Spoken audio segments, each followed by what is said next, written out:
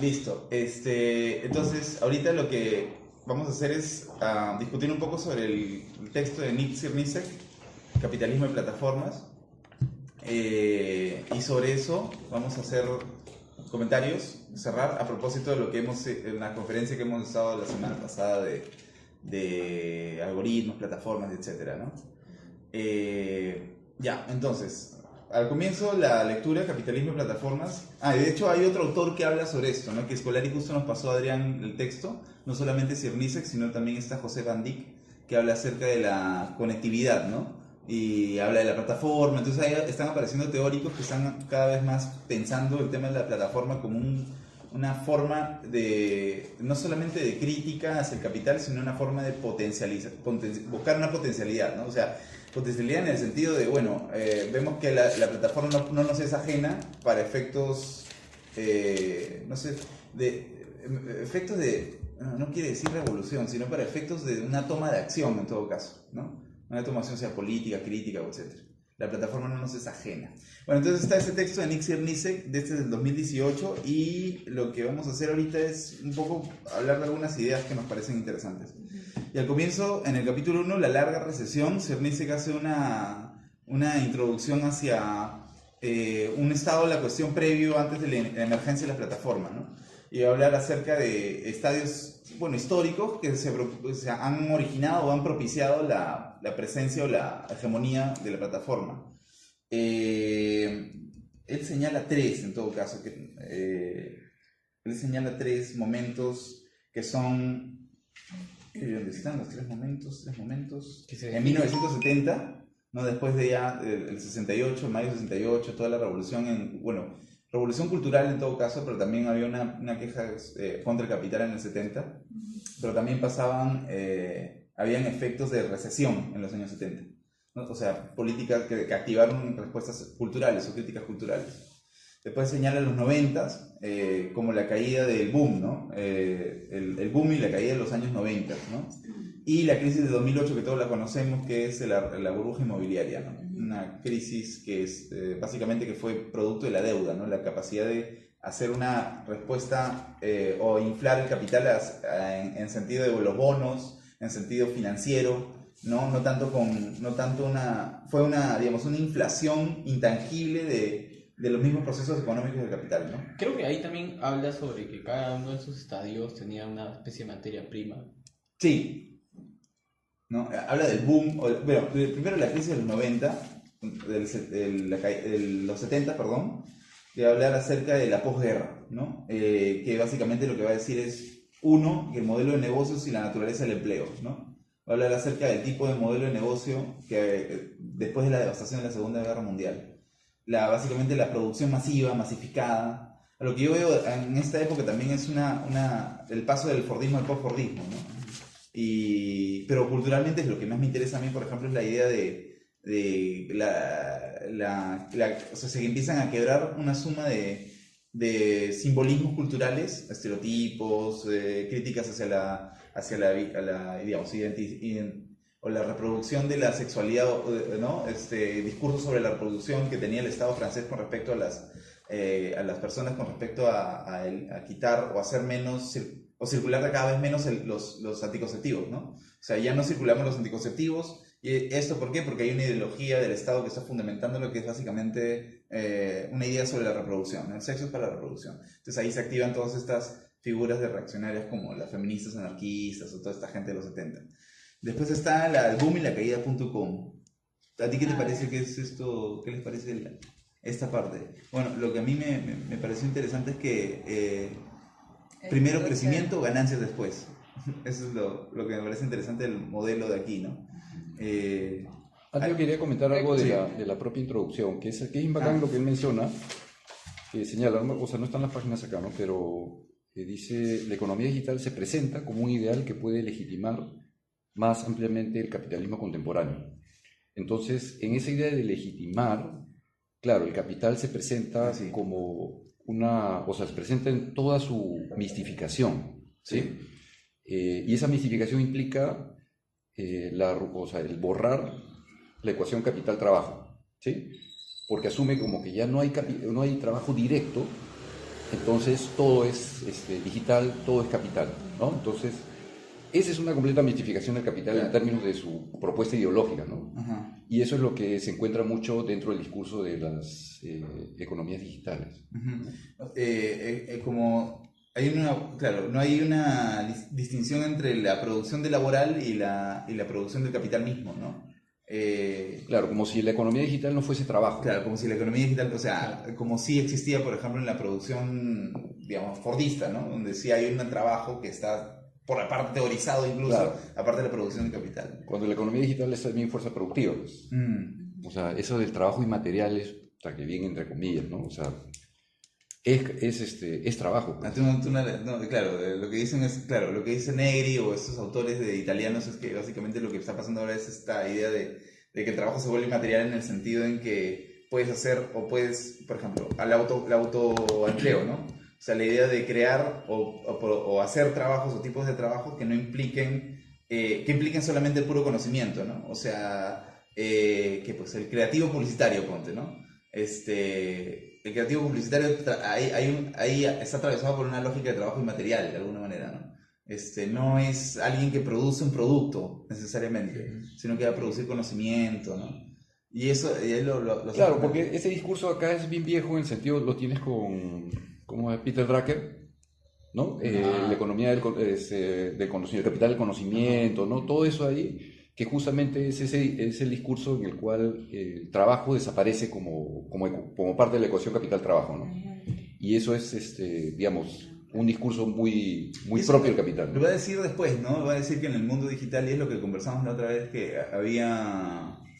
O sea, había un debate sobre si decían de que todo lo que hacíamos en las plataformas Sí. era trabajo, no era trabajo. Claro, eso un poco lo retoma, Sí. ¿no? Ajá. Sí. En el Facebook, ¿no? O sea, Específicamente, él decía que si los usuarios de Facebook finalmente son trabajadores no asalariados en el sentido en que pueden, están trabajando de alguna manera en la medida en que sus datos sirven para la conversión en valor de las empresas que los venden después a otras empresas, etcétera, ¿no? Por ejemplo, Facebook.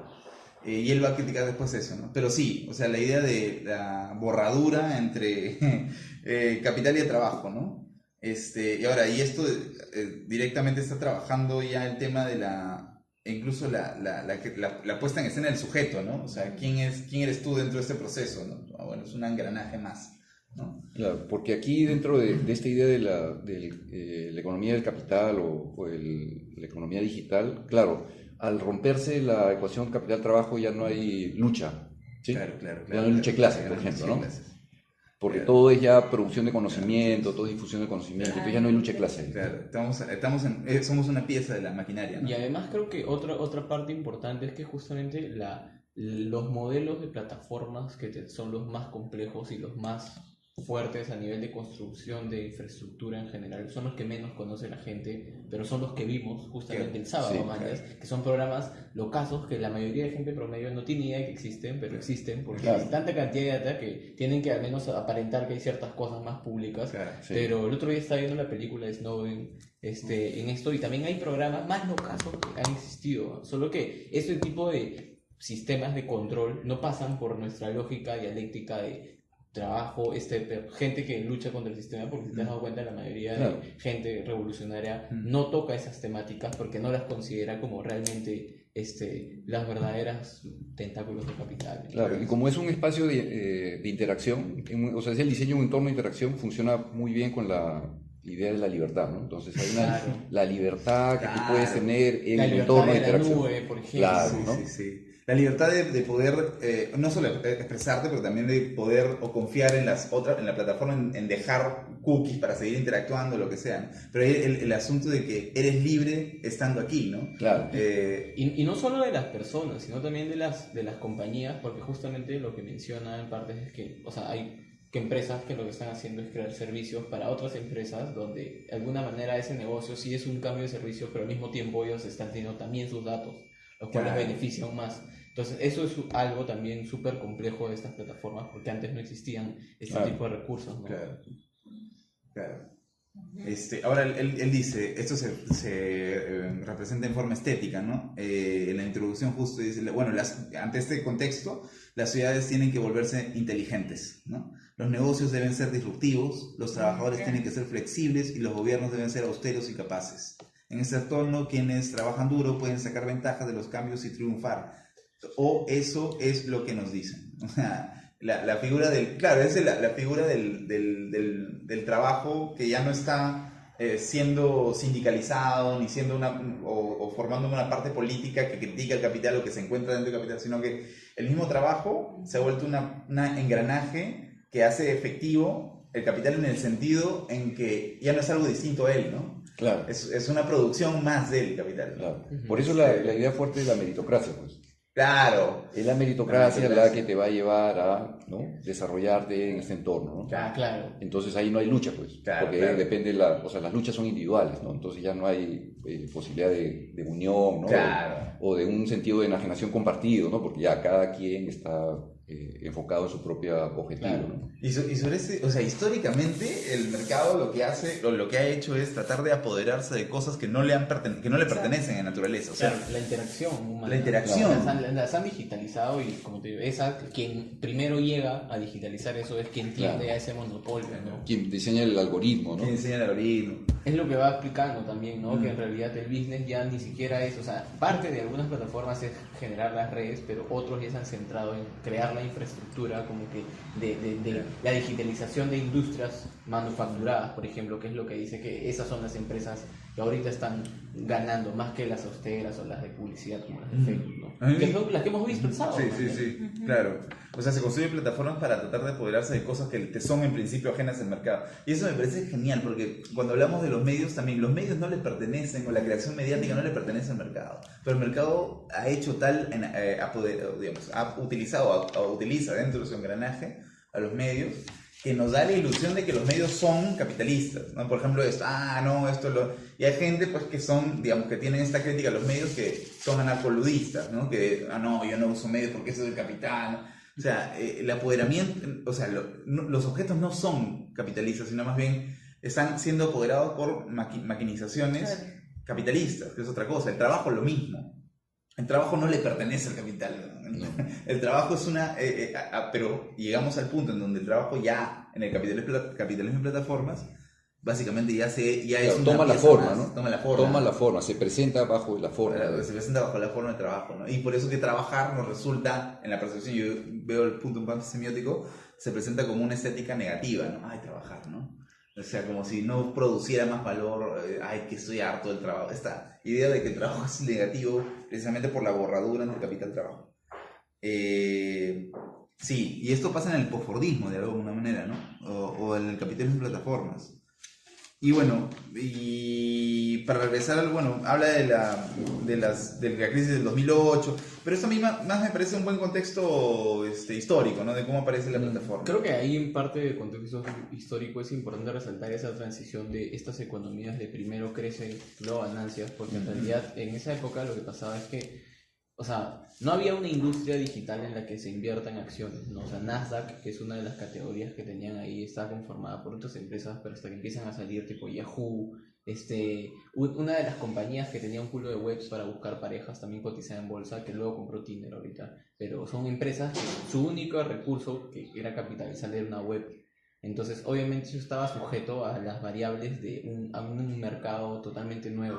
Y eso es lo que de alguna manera generaba esa especulación, pero porque justamente lo que habla es que antes de eso ya había habido una crisis en las acciones de la manufactura. Entonces tenían que, la gente estaba buscando dónde meter plata. O sea, estaba buscando un mercado donde capitalizar. Donde rentabilizar. Entonces, eso es un contexto histórico preciso para el surgimiento de estas plataformas, porque estas plataformas crecen justamente con esta economía cruzada, ¿no? Que esa transición económica también es súper importante, porque si no hubiera habido esa necesidad de dónde poner el capital, no hubieran podido pasar justamente esa transición a las .com y ya de los .com a las plataformas. Claro, que es la crisis del keynesianismo, pues, ¿no? O sea, el agotamiento hasta el año 75, ¿no? Te lleva a búsquedas de justamente formas nuevas de rentabilizar y el capital, y por lo tanto se amplía su espectro, pues, ¿no? Mm. Se amplía justamente a incorporar cosas que no habían sido incorporadas, porque las relaciones afectivas, ¿no? Que era algo totalmente privado por fuera del capital, Claro. pero ahora es absorbido Claro. todo, ¿no? Y ahí no se compraba ni siquiera por la data como data de ciencia de datos tal cual, porque todavía no era, sino por la capacidad de bases de datos de gente que tenían, pero no era la data como ahorita hemos Claro, conocido, no es esa la data, capacidad de claro. data. Eso ya ha sido con el devenir de Sí, la plataforma. claro. Claro. Pero sin embargo, eso es algo que nosotros hemos vivido en persona, ¿entiendes? Claro. ¿Quién no se acuerda de esa página tipo Mirk? Esa que era Sexy Sex, ¿no? Que era antes de Tinder. O sea, eran webs que eran dueñas de otra gente gringa que compraba las otras webs. Cotizaban un montón, pues. En realidad yo no sabía que esas páginas web de citas, de verdad movían un montón de capital en otros países, ¿no? Ahora, la tendencia esto de máximo crecimiento, o sea, primero crecimiento, después ganancia, también se refleja, creo que lo va a decir después en el tema de, finalmente hay una tendencia a la reducción cada vez más, ¿no? Lo que decía Marx en el futuro, la reducción de la baja de la tasa, ¿no? De ganancia, que es una reducción de los costos de producción. O sea, pero a tal punto que, por ejemplo, Uber no tiene un servicio de transporte de taxis como flota de material, activo, sino que ¿no? un activo fijo, ¿no? Claro. Sino más bien que su activo fijo viene a ser algo intangible, por ejemplo, el hecho de tomar una demanda y una oferta y vincularla a una plataforma. Entonces, Claro. o Nike, ¿no? El caso de Nike, que la producción de Nike, el retorno de inversión de Nike tiene, o se basa más, o es más, la inversión publicitaria que tiene, ese es su retorno de inversión, que es un intangible básicamente, que la producción misma, porque los zapatos lo siguen haciendo en Kazajistán, o sea... Sí, le siguen saliendo un cachito de su inversión, porque Claro, su inversión claro. es marketing, investigación y diseño, ¿no? Sí. Eso también creo que es importante porque eso va cambiando también en la economía. Por misma. supuesto. O sea, y la figura del comportamiento, ¿no? O sea, el hecho de que invirtamos mucho más en los afectos, las ideas, en lo inmaterial, que en la misma producción física, ¿no? En la reducción de costos a nivel que lo generalizamos en la máquina capitalista, hay una reducción de costos que se va acrecentando, ¿no? Eso me parece interesante, ¿no? La lógica de las marcas de ahora. Porque antes, por ejemplo, no pasa en el mercado local, ¿no? Tú te vas a Wilson y de alguna manera la lógica es, la publicidad es un gasto, no es una inversión. exacto. Es un gasto y por tanto yo tengo, la forma de comunicación, ya que nos interesa a nosotros, la forma de comunicación es despreciada, ¿no? Solamente sirve para promocionar un producto, ¿no? Simplemente se vuelve una técnica más de... Claro, una técnica para promocionar producto. Pero ahora ya no es para promocionar producto, ahora es para promocionar ideas, afectos, que son Claro. retorno de inversión pura. Lo que menciono acá, ¿no? Esta idea que es bien propia del capital y de la formación de mercado es la dependencia generalizada, ¿no? En la medida que tú puedas construir, difundir, incluir, ¿no? Por eso el capital, generalizado global, ¿no? global, y por eso el capital, tiene formas de inclusión, por ejemplo, a ciudadanía, ¿no? Sí. Reparte ciudadanía porque es una manera de tener sujetos privados que tributan y todo, ¿no? O sea, está totalmente, esa es parte de su, ¿cómo se llama? Su proceso civilizatorio. ¿Sí? Claro, que por ejemplo, claro, el proceso civilizatorio de capital todavía no ha llegado, por ejemplo, en la provincia. En Perú hay zonas que no están, o por ejemplo, la de Gamarra nomás, pues, ¿no? Hay procesos donde el capital todavía está en su forma primitiva, Claro. ¿no? No está, pero hablando de eso, también me parece interesante, ay, se me fue la idea, la concha de la lora. ¿Qué estabas diciendo de...? La dependencia generalizada, o sea, que es lo que forma todo mercado, ¿no? ¿En qué página está esa parte? Eso está en el primer capítulo.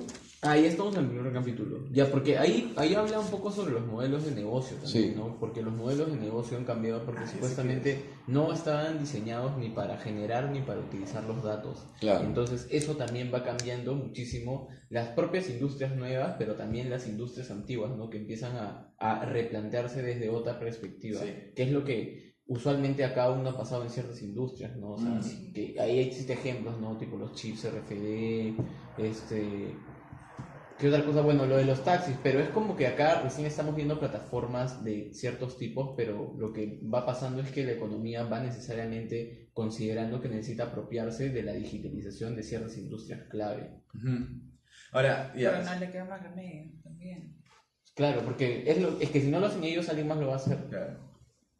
Porque eso es lo que me parece loco. O sea, alguien que hace una startup, hace una plataforma, no entiende que la lógica para que realmente funcione o crezca, que tenga valor, Es un es que, update, ¿no? claro, es que tenga un fin mucho más que solo el servicio que tú brindas, ¿no? Porque Claro. en realidad va explicando un poco sobre las plataformas de publicidad, ¿no? O sea, lo que nosotros vemos como una red social, en realidad es una plataforma publicitaria. Claro.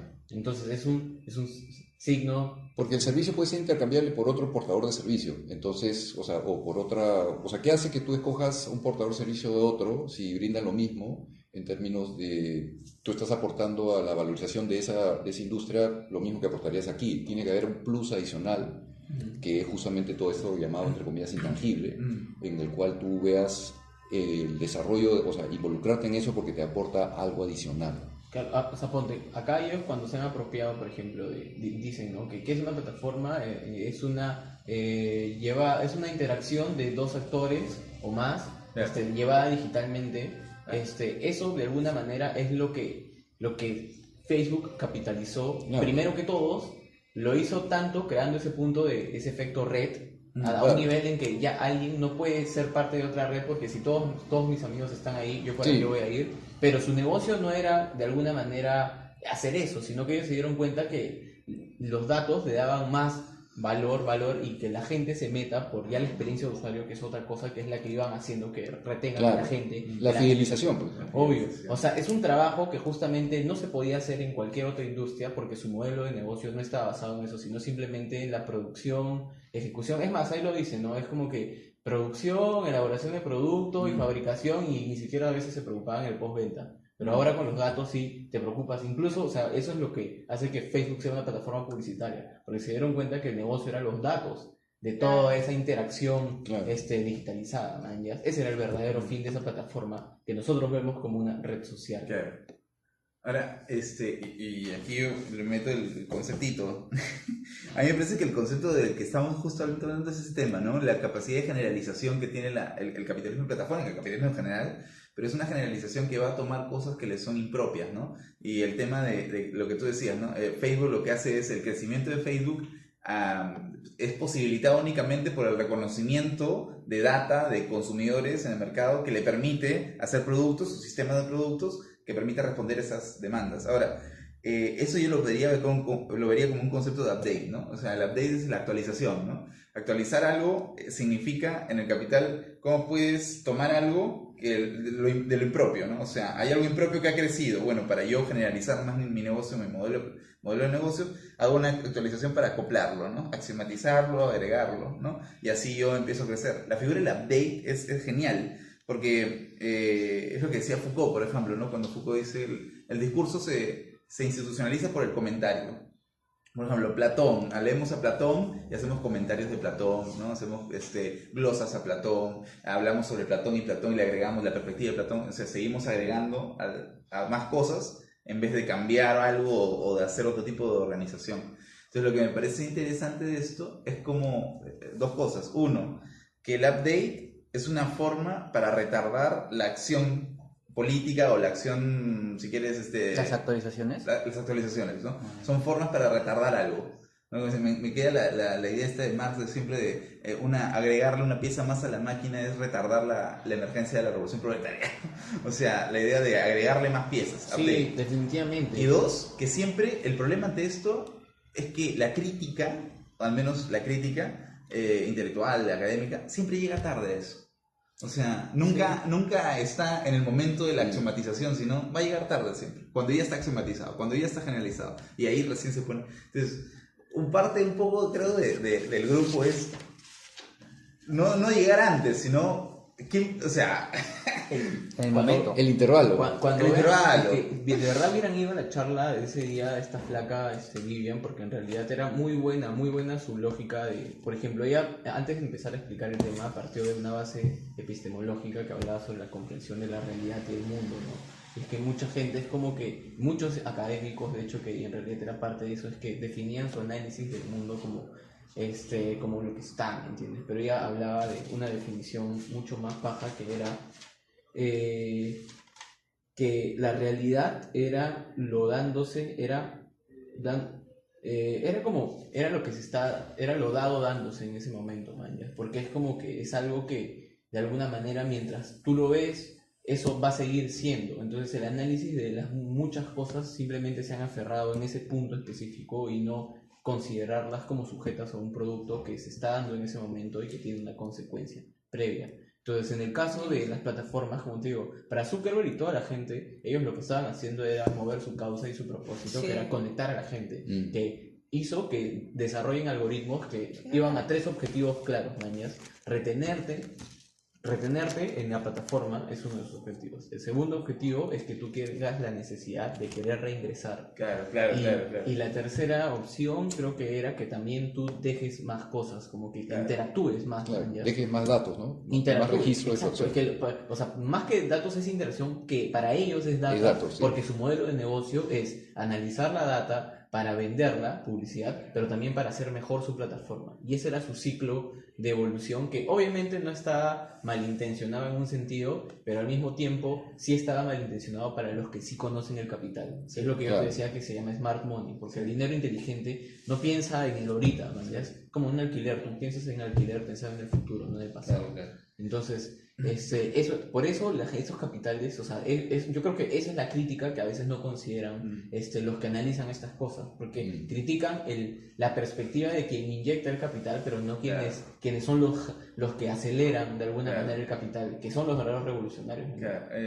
Facebook, es que mira, Facebook es una de las empresas capitalizadas. Claro. O sea, estas empresas nuevas que se han basado en este modelo, o sea, Apple es una plataforma Sí, claro. también, mañas, son las que más rápido capitalizan bolsa. Entonces, ¿qué signo es ese? Que son las que valen más. Porque valen en términos de plata, pero también por la gente. Y esas le han quitado el negocio a empresas que han estado cientos de años, General Electric, por ejemplo. Entonces, para mí eso es, o sea, no es Claro. un error, pero es propio justamente de que los académicos no hayan querido explorar este lado de la comunicación. Claro, ¿entiendes? porque siempre llegan tarde, de alguna manera. O sea, una mirada más exterior del asunto, ¿no? Pero lo que tú dices es, otra vez para sacar el concepto de eso, es el tema de cómo la plataforma, y otra vez con Foucault, no solamente captura deseos, sino también, o al menos el discurso capital, es un objeto de deseo, ¿no? O sea, Sí, claro. no solamente Claro. es una figura que puede secuestrar el deseo y hay que criticarlo, sino que lo que decía Spinoza, ¿no? Las masas marchan por su esclavitud como si estuvieran marchando por su libertad, ¿no? O sea, el objeto de deseo del discurso capitalista, ¿no? Mercantil. Por eso la crítica siempre llega tarde. No, y además cae eso preciso porque lo que habla creo que es Lacan también, que menciona que en realidad como nosotros nunca podemos tener el objeto de deseo, o sea, al menos tenemos decía hoy, cuando ya lo tenemos en realidad no es lo que Escapa. queremos. Entonces por Como eso... el perro corriendo a su cola. O sea, lo paja de esto es que la mayoría de plataformas a responder a necesidades netamente bravas, es como que no te puedes desprender de ese objeto de deseo, ¿me entiendes? Claro. Es como que la necesidad de interacción o de Claro. aprobación social es Claro. una cosa infinita que jamás me voy a sentir Claro. satisfecho. Es el Claro. perro persiguiendo su No cola. podría sentirte Exacto. satisfecho Claro, al principio, no, ¿no? ¿Entiendes? Que es una. Pero O sea, hay un goce en no tenerlo, ¿no? Claro, lo que vos te decía, histérico, si quieres. lo que te decía del taxi, ¿te acuerdas? Con A propósito. A propósito. la incertidumbre con el taxi, cuando esperas el taxi, ¿no? La incertidumbre, por eso, puta, cada 2 minutos estás viendo qué tan cerca o qué tan lejos estás. Claro. Porque es un deseo que por más que quieras capturar, se te va, ya va a llegar, ¿no? Y ahí, puta, la misma vaina con, no sé, pues, otras cosas, pero creo que calza un poco esta idea, ¿no? Sí, y la resonancia a mí me parece que la resonancia está con el update, ¿no? O sea, el update es tratar de armonizar esa resonancia de estas demandas, ¿no? Ya tú tienes una demanda y una resonancia y la acoplo, la armonizo y creo un update, ¿no? Creo una actualización o creo una expansión de negocio, de modelo de negocio. Creo que ahí creo que está la posición ética del grupo, de cualquier persona que quiera pensar los procesos mercantiles o el sistema de mercancías. ¿Qué va a hacer? ¿Qué hace? ¿Cuál es el rol intelectual dentro de esos procesos? Porque ahí, o sea, volviendo un poco a lo que comenzamos al inicio, entonces se mantiene la relación ontológica capital-trabajo o trabajo vivo, pues, porque el capital siempre, por más que se presente mistificado como el creador, es el trabajo el que crea. Claro, ¿sí? es el trabajo que crea. Porque es el único capital el capaz de que crear. es chupar del trabajo vivo Claro. todas esos updates, todas esas actualizaciones, ¿no? Pero no puede eliminarlo, pues. No. No puede eliminarlo. Se Ya, pero presenta como eliminado. Da la ilusión de eliminación de trabajo, ¿no? Claro, Pero- se presenta como la ilusión de la mistificación, ¿no? De justamente el capital es el que ahora se legitima, no hay trabajo, todo es trabajo inmaterial, ¿no? Todo ese tipo de cosas, pero no puede hacerlo ontológicamente, porque Claro. si lo reduce ontológicamente, lo Claro, elimina, ya no puede, tiene ya como sirve, chupar. ya no tiene cómo chupar, ya no tiene cómo complejizarse, no tiene cómo expandirse, no tiene cómo crecer. Claro. Que Claro. de hecho, para agregar a esa idea también, ese es el conflicto que hay entre las marcas y los creadores de contenido también, porque las marcas al contratar a un creador de contenido Claro. subestiman su trabajo porque dicen, no, tú haces videitos y eso es sencillo, pues no toma 500 soles para hacer un video, pues, ¿no? Cuando en realidad detrás de ese trabajo hay un proceso de realización, de guionización, de edición, Claro. que a veces no lo hacen con un equipo, sino lo hace una sola persona, ¿no? Ahora, habría que discriminar también con creador de contenido y creador de contenido, ¿no? No, pero de todas maneras con lo que dicen, ¿no? O sea, pues, justamente a una marca el efecto a nivel de negocio que costaría lo que logra ese influencer, si de verdad lo hace bien o hace una buena estrategia, le costaría muchísima plata, Claro. que lo que usualmente le paga un creador de contenido, que el otro día una vez vi que este patita Hugo Chu se estaba quejando de San porque Luis. le habían pagado como que le querían cobrar 1.000, le querían pagar 1.000 o El que 2.000. tiene su canal Sí, peruano, sí, que sí, habla sí. de cosas. Le querían pagar 1.000 o 2.000 soles, no sé qué marca, pero él dijo San que no- Luis, pues. fue San Luis, Sí, San dijo Luis. la marca, ya. Sí, dijo en otra entrevista. Ya, y que le pareció un insulto porque no entendían el valor. Y obviamente es que él tampoco lo puede explicar, pero de alguna manera es que no le vas a demostrar eficientemente cómo la inversión va a ser mucho más. ¿Cuánto le querían pagar? 2.000 soles, creo que dijo. ¿Para ¿no? qué? Para hacer O sea, un era un contenido. video Ah, 2.000 sobre soles. sobre Era nada. cómo era su embotelladora por adentro. Sí, O pero sea, bajo su lo invitaban a él para que visite la planta y haga un video como una guía turística, algo así, a su estilo. a su estilo. Entonces dijeron, Como reportaje. te invitamos como un Un reportaje. cherry. Pero el pata los hace con estilo, porque Claro, uno o sea, hizo para tienes- Minca y, o sea, sí es interesante porque lo cuenta desde un ángulo que, como te digo, sí es contenido porque el pata sí hace buen contenido, solo que para una marca lo veía dentro del saco de cualquier youtuber. Es más, estoy seguro que lo contrataron como, oye, consíguete un youtuber, man, yo sé, así. Y además es Linde, pues, ¿no? San Luis es. San Luis era. Sí, estoy seguro que era San Luis. Coca-Cola, pues, ¿no? 2.000 soles. Rata, ¿no? Sí. Pero es porque no entienden el valor de su negocio y tampoco... Pero ahora, por ejemplo, ese conflicto entre marca y creador de contenido también se expande al término del medio. Por ejemplo, en España hay mucha resonancia entre lo que es la televisión y el youtuber. Sí. Porque la televisión lo ve al youtuber como su opuesto, como su contrincante en ese sentido. Y cada vez que un youtuber hace algo malo, lo agarran como excusa para meter en el saco a todos. Claro. ¿No? Entonces, y decir que no, que estos creadores de contenido no hacen nada, que esto no... o por Pues ejemplo, aprovechan finalmente de ellos, ¿no? ¿Cuál? ¿Quién? Hay una arquitecta que hace cosas en YouTube, que, o sea, hace videos de arquitectura y analiza imágenes contemporáneas con la lógica arquitectónica, ¿no? Pero ella la llaman a un programa que se llama Resistencia en España, ¿no? Y ella la invitan, ¿no? La invitada que está, pero la tratan como un objeto ajeno, siempre Claro. cuando la televisión, ¿no? Ahí los formatos tecnológicos. no, pero Resonancia es un programa web para empezar. Resistencia. Resistencia es un programa web. Pero hay otro, por ejemplo, hace poco un youtuber que no me acuerdo su nombre, que hace gameplays nada más, o sea, jugando videojuegos, se llegó a comprar un carro, un deportivo de lujo. Entonces la televisión empieza a hacer reportajes, ¿no? Y empieza a poner en duda de cómo es que sacó tanto dinero solo jugando videojuegos. O hace poco también salió la noticia de un chiquillo que dejó el colegio, se puso a jugar gameplays y por eso amasó una fortuna. Y la forma en la que los reportajes de los medios tradicionales agarran esa noticia es como cuestionando, ¿no? Cuestionando si en verdad ese trabajo vale la pena, ¿no? Si vale la pena dejar el colegio para hacer videos y ganar dinero, así. Claro. Como deslegitimando su trabajo. Sí, hay un tema, pero ahora yo también diría, claro, hay creadores de contenido y creadores de contenido, ¿no? Pero qué cosa es un creador de contenido también. Ay, qué pregunta tan... O sea, para mí es que depende, ¿no? Si de verdad quieres la plata, o sea, si te esfuerzas en ser bueno, o sea, la audiencia encuentra el valor Es que en realidad la filosofía es ser persistente, ¿no? Porque la mayoría de generadores de contenido, más allá de buenos y malos, el factor común es que han sido constantes. Sí, O sea, porque sí, nadie sí, creció. sí. O sea, obviamente hay excepciones que crecen de un mes para otro infinito, pero muchos de ellos empiezan un buen tramo, teniendo muy poca audiencia, hasta que le tocan a algo y ¡pum!, crece. Pero, o sea, muchas veces en realidad se trata de persistencia en el trabajo. Entonces, más allá de la valoración en específica, es un trabajo constante, Sí. pero no todos identifican cómo diferenciarse, como cualquier otra empresa. ¿No? O sea, Pero, por ejemplo, un buen creador de contenido, si lo dividimos así como en una plataforma capitalizada y un antimedio, por así decirlo, Ajá.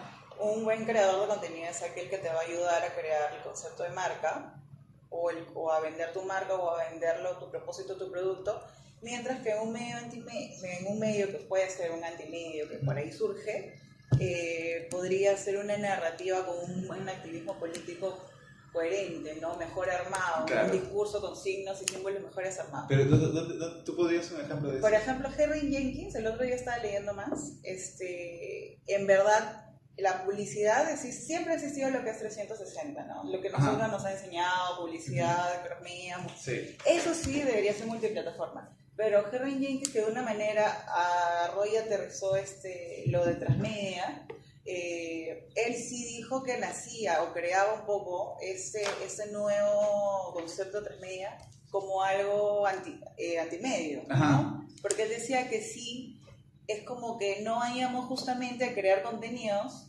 desde lo que el capitalismo o lo que quieren, sino creamos algo nuevo para justamente hacer una convergencia o hacer unir varios puntos, pero para crear disrupción, o sea, para Claro. Entonces, de ahí es verdad. Y ahora, ¿cómo es que otra vez, como lo dice la mimetización, eso de que vuelve a tomar algo que nació como, es un claro ejemplo del Transmedia, que todo el mundo dice, no, pero el Transmedia Marketing, en verdad nació como algo narrativo para corromper, crear contenidos. Por eso ahí es donde yo quiero o me gustaría revalorizarlo, ¿no? Y de hecho, ahí tiene un último capítulo donde Jenkins habla de esa cosa, le dice, ¿cómo le dice? El capítulo de Convergence Culture, democratización de la política y la participación. Uh-huh. Claro, ese es desde ahí empieza, pero ahí tiene otro libro, que si quieres lo traigo la próxima vez. ¿Cuál es? Hay otro libro que, bueno, no le escribe necesariamente él, sino escriben sobre él, pero hasta ahorita no logro encontrar el libro que él ha escrito sobre Transmedia, porque no lo venden acá. No sé si, eso también me hace rum porque acá no lo he encontrado ni en España, tampoco lo he encontrado, pero me han dicho que en Estados Unidos sí lo venden. No, está en inglés solamente. Entonces, y ahí trabaja esta idea. Sí, quiero Eso me parece paja porque, claro, narrativamente puedes encontrar zonas donde no hay el creador de contenido, ciertamente, que su trabajo, de alguna manera, o al menos su trabajo no está reconocido, o simplemente forma parte de un sistema que ha tomado el trabajo del creador de contenidos como una pieza más. Hay zonas también donde la figura del trabajo del creador de contenidos sí está visible y razonante. Claro, como por ejemplo el chico que le quieren pagar 2.000 soles, porque piensan que es influencia. Es que ahora está muy de moda porque justamente lo que ha pasado es que el capitalismo ha tomado todas estas plataformas o todo este nuevo sistema de conectividad, que sí calza con lo que dice el autor, es que lo abrazan, ¿no? Pero más adelante habla de ese abrazar y de apoderarse para crear algo sistematizado, cuando realmente no nació así, como él también como comenta, no Facebook, pero no solamente Facebook, sino otras multiplataformas que empezaron como startups. Yo me acuerdo que hace unos años iba a los startups, y agarraban y decían, bueno, los que realmente querían hacer un cambio, ¿no? Que apareció como un sistema de cambio de cambiar comportamientos o cambiar. Pero después volví a ir a ver a uno que hacían como hackathons y lo único que pedían era tu rentabilidad, ¿no? Entonces, claro, por ejemplo, yo también quería usar una plataforma de crowdfunding, por ejemplo, y cuando lo presentaba, yo lo que agarraba o justificaba era el capital talento, ¿no? Me decía, ya, pero ¿y cómo entra? Y el dinero. Claro. Entonces, pero ahora, desde que ya apareció un poco Netflix y otras plataformas más, como que no, pero sí se han visto y han empezado a capitalizar. Hay un buen documental, que también se lo voy a pasar después, se llama La cultura del remix, que tiene muchos años, creo que sí hablé, pero por ejemplo dicen o sea, no solamente administran las marcas, sino también administran la música, el cine, que son 4 familias en todo el mundo, ¿no? Entonces está la General Electric, está otras 4 marcas más, y de ahí nacen la Warner Bros., pero también nace Frontera Grande. Y entonces lo que les conviene a estas 4 familias es tener, o sea, sí es un poco Illuminati, ¿no? Pero sí tiene que ver un poco con el capital, que es un sistema prácticamente que lo maneja un grupo de personas con poder, me parece. Ahora, ¿tú cómo ves ahí en esos lados el tema de la presencia en la narrativa? O sea, Para mí la narrativa, ahorita lo que están haciendo los artistas sobre todo, el feminismo, por así decirlo, está tratando de romper, o sea, ser más político, entrando justamente en lo que dice el autor, ¿no? En las mismas plataformas. Y me parece que hay gente que, por ejemplo, en el MIT hay la que creó un espacio de documentales, un espacio interactivo, fue una mujer que era feminista, ¿no? Y que nadie sabe, porque de alguna manera siempre, sí, bueno, los que son más conocidos del MIT son hombres, ¿no? Está Leigh Monish, pero me parece, u otros más, que hablan todo sobre esto, pero ella planteó como una forma, es como que a raíz de eso se puede cambiar ciertas cosas, pero no solamente desde ahí, ¿no? Sino que también, como dices eso, como estábamos hablando esa vez, que a veces sí es necesario meterse pues en esto del sistema capitalista o entenderlo, claro. y es más, hacer productos, pero más bien dando unos toques de antimedio, antilenguaje, antisignos. Todo, ¿no? No Sí. sé. Un poco de discontinuidad, ¿no? A mí me parece que es interesante el tema de la narrativa como estrategia, ¿no? Tanto estrategia que le sirve la misma, por ejemplo, la data es data suelta y lo que es un activo fijo que se crea en valor, se capitaliza, o sea, aparece el valor de la data en tanto que también, claro, en tanto la puedes convertir, interpretar, pero también porque hay un asunto narrativo que le da el valor a la conversión del activo, ¿no? O sea, claro, que la gente te deja data depende de la narrativa en la que te encierra esta plataforma, ¿no? El entorno que se dice. Porque, o sea, la gente que crea una startup, como te digo, puede tener una buena causa, pero la narrativa en la que, o sea, para mí, tú cuando vendes un producto digital, tienes que tener como 6 pitch distintos, ¿no? Es un pitch distinto para la gente de plata, un pitch distinto para internet, un pitch distinto para tus amigos, un pitch distinto para la gente que está interesada en la causa, que es tu talento futuro. Pero de esos 6 pitch, ellos son estrategia. eso es una estrategia porque son narrativas. Para mí una presentación es una narrativa y ya depende de la persona, esa versatilidad para llegar a ese punto, que es algo capitalizable, porque Warren Buffett y otros inversionistas que se llaman value investors invierten en las causas y en la gente. O sea, y el producto obviamente hay gente especialista en analizar eso, pero los capitalistas confían en ellos porque saben que van a contratar a otra gente que es especialista en ya el tema de la data y toda esta vaina. Pero es algo que simplemente es seguir un flujo de inversión que define entre la gente que solo invierte plata y obviamente confía en cosas, y hay otra gente que entiende cómo realmente funciona toda la cosa, ¿no? Porque una cosa es la plataforma y otra cosa es, como te digo, la narrativa en la que crece, ¿me entiendes? Pero sería bonito, por ejemplo, cómo intervenir. Estaba pensándome que con lo que dijiste en la reunión, bueno, que estábamos sentados tomando ese día, era como realmente, o sea, si existe un cúpulo, una sistematización de las finanzas, ¿no? O sea, o lo que debería ser unas buenas finanzas, cómo reorientar o formar un nuevo concepto sobre finanzas donde englobe estas cosas, ¿no?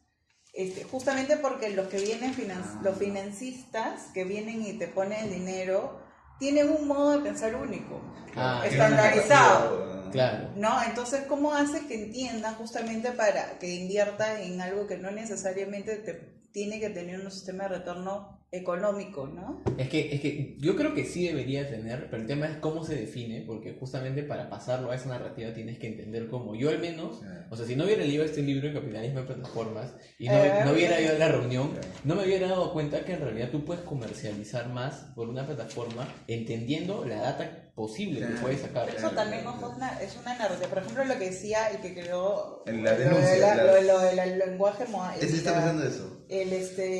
Lo de modal, la lógica modal.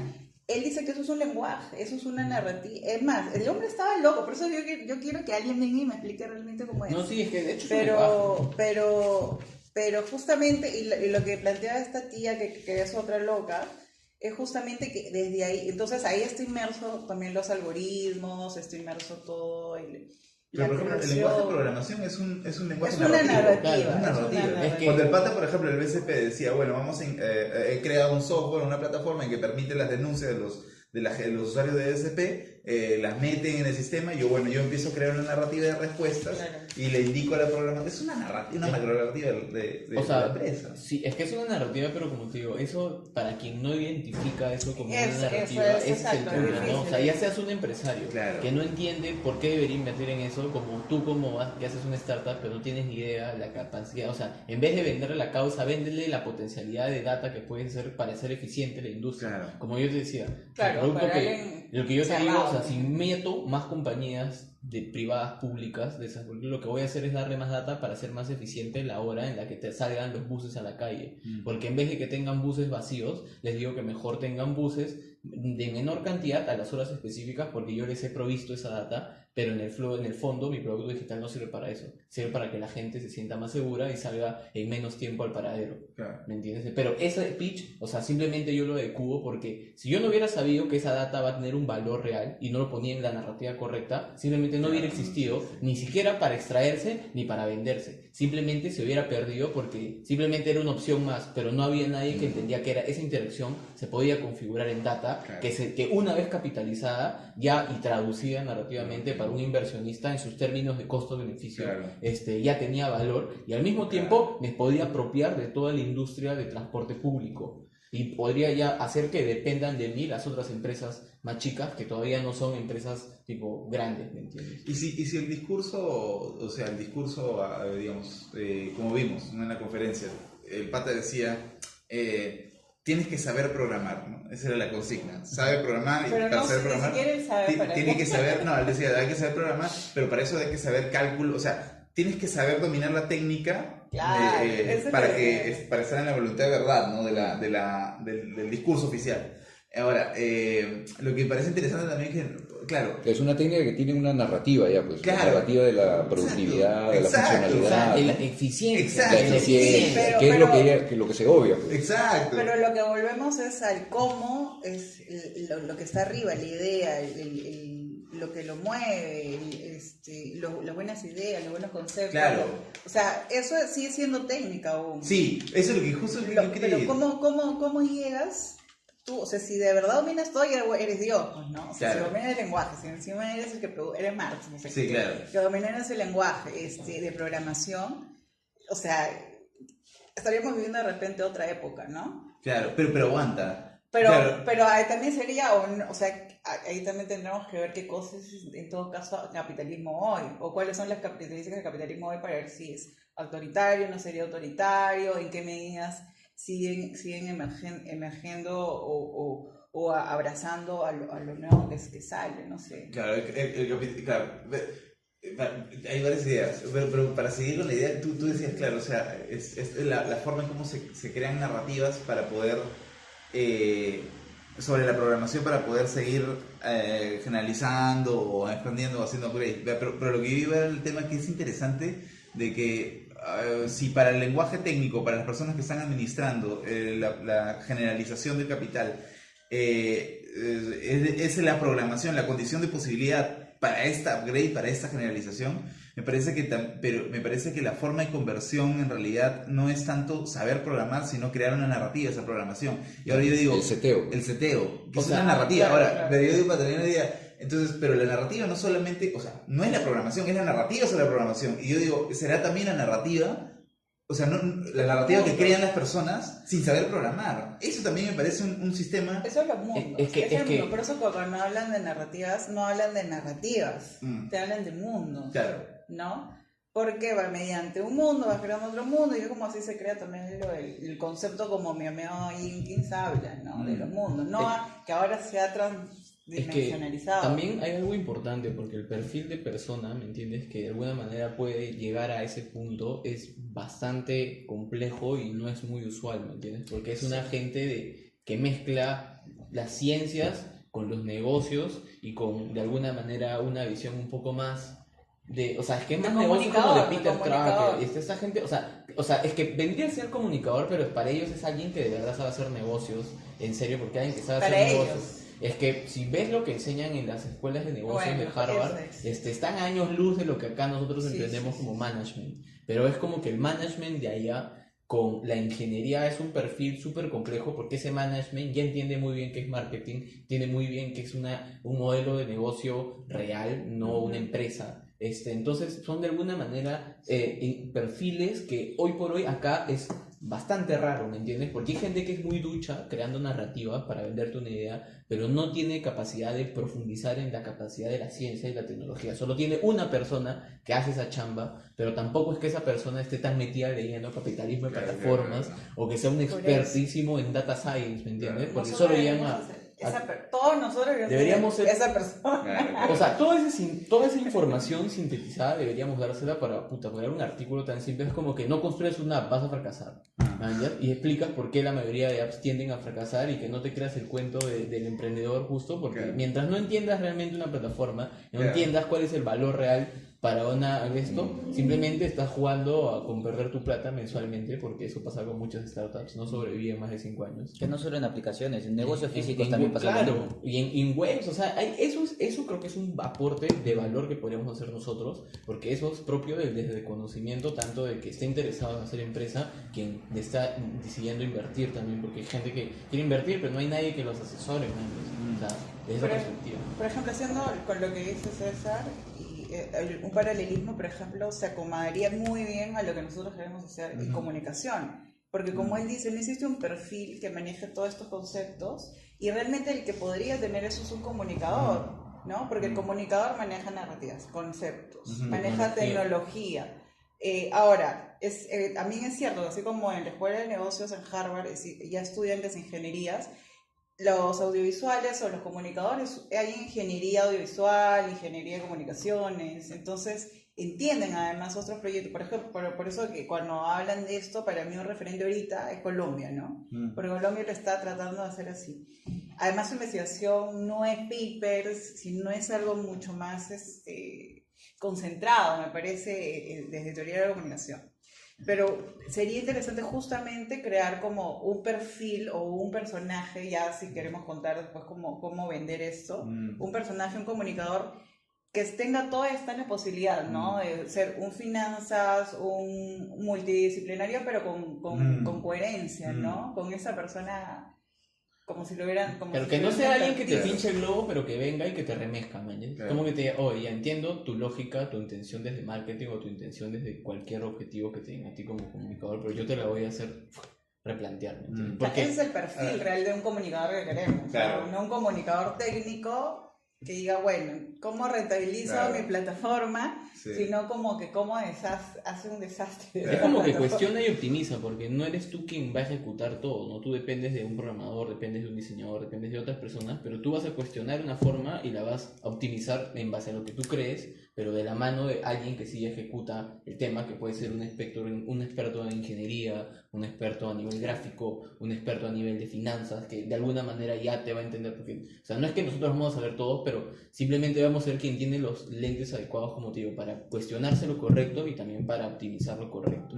Que eso es un rol muy diferente al comunicador de ahorita, que es simplemente una herramienta como una llave inglesa, ¿no? Nada más. Ahora, esta idea de crear un personaje, yo voy a decir mi frase. Yo creo que la narrativa, o sea, finalmente, si la programación es la técnica oficial del discurso mercantil actual, la técnica de programación, yo creo que la narrativa es la programación de la gente. O sea, la narrativa es la forma en cómo tienen para programar algo, claro, ¿no? claro. La forma de posibilidad que las personas tienen de programar algo, crear historias, ¿no? Y esta es la reapropiación. La reapropiación a través de la narrativa. O sea, sí, claro, la gente claro. se apropia con narrativa. Exacto. Y es la forma en cómo ellos programan. Porque es una narrativa de resistencia, o sea, siempre en las relaciones de poder hay poder y siempre resistencia, siempre está eso. O sea, si tú asumes que el poder es total, ahí sonaste. Claro, sonaste. ¿no? Sonaste. Claro. Siempre se genera esa. Entonces, desde la resistencia es donde tienes que reapropiarte narrativamente. Exacto. Eso Cómo generar técnica, ¿no? Cómo cambiar el sentido de la técnica. Porque si no estás exactamente reproduciendo el mismo discurso. Claro. Pero es una técnica ya no no técnica de objeto, como decía Heidegger, no es saber manejar No, un sí, objeto. es como, o sea, o cuestionas porque ves tú el problema desde otra perspectiva y al mismo tiempo tienes una solución que integra justamente esta perspectiva, como te digo, un poco más amplia, que no tienen otras disciplinas. ¿Te acuerdas lo que decía Harvey cuando criticaba justamente el modelo soviético de la fábrica? Ya, entonces, en el modelo soviético también había la idea, ¿no? O sea, y es una perspectiva en determinados marxismos, que la técnica depende del uso que se le dé, ¿no? O sea, entonces tienes la técnica que es neutra, pero depende del uso. Y entonces llega la Revolución Rusa y Lenin, ¿no? Y los soviéticos que instauran un Fordismo. ¿Sí? Vamos a desarrollar la industria, ¿no? Pero todo bajo la perspectiva fordista. Entonces, ¿qué genera eso?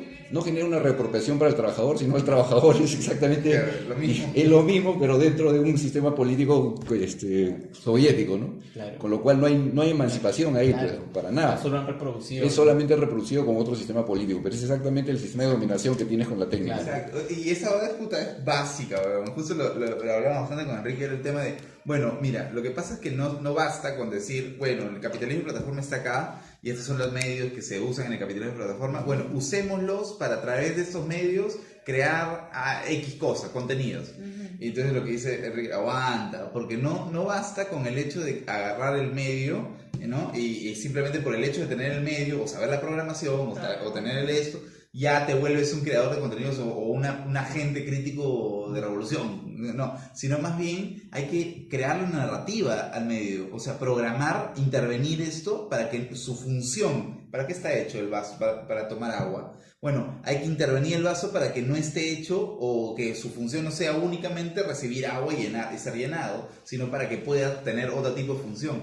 Entonces, lo que dice Enrique es no tomar la máquina o la técnica como te viene, ¿no? Sino más bien, porque podrías reinstalar el mismo orden con el cual estás criticando. Es que, Sino ponte, más bien intervenirlo narrativamente, yo diría. ahí yo creo que coincido totalmente, pero tengo un punto. Porque, Ajá. por ejemplo, una de las cosas que también habla la lectura y que de hecho es importante es que cuál es el problema con estas empresas de datos es que justamente son third parties, ¿no? Son como que, o sea, lo que hacen es centralizar información, que también se le cuestiona justamente a los gobiernos, ¿no? Por eso nace blockchain y todas estas cosas, que lo que hacen es reforzar la democracia porque no hay terceros vinculados. Entonces, sin embargo, o sea, eso para mí es lo más revolucionario hasta el día de hoy, porque no ha habido algo que de verdad nos desprenda de un ente regulador que hasta el más anarco dependía del Estado, y esto nos puede hacer que no dependamos de una organización de Estado. Ojo, pero no lo conoceríamos si no lo supiéramos, si es que no tendríamos a alguien especialista que podríamos considerar que es un programador, pero de alguna manera eso también entra dentro de eso o no, por ejemplo.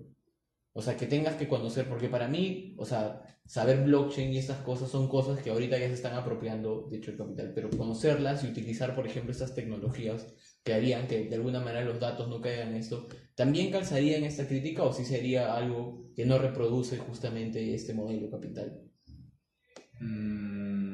Porque eso es una innovación que sí o sí necesitas saberla, y si no la sabes, de alguna manera es como... O sea, ¿cómo consideras que algo no es una reproducción del capital? Que sí, que no, man. Ya, a mí me parece que justo me distrajo poniendo la clave, pero de lo que te entendiera, que, o sea, me parece que los productos del capitalismo, que incluso plataformas o incluso para estar dentro de o saber hablar de la plataforma, por ejemplo, tendrías que tener la mínima noción sobre los datos, el manejo de los datos, ¿no? Tú dices, claro, si no sabes eso no podría yo crear, ¿no? Claro, pero el asunto es que los datos mismos no están programados, es que no hay una eje de programación que los dirija, ¿no? Una intencionalidad. Una intencionalidad que los dirija. Ahora, esa intencionalidad, que para mí es un asunto, porque los datos, como dice Nick Cernice, que lo dice también Terranova, no valen nada. Claro. Por sí mismo no valen nada. Si es que no hay una Si es narrativa. que no hay una narrativa. Exacto. Entonces, no es el hecho de, o sea, no son los datos, es la narrativa que se crea sobre los datos que crea pues cierto tipo de despotismos mercantilizados o fascismos capitalistas, qué sé yo.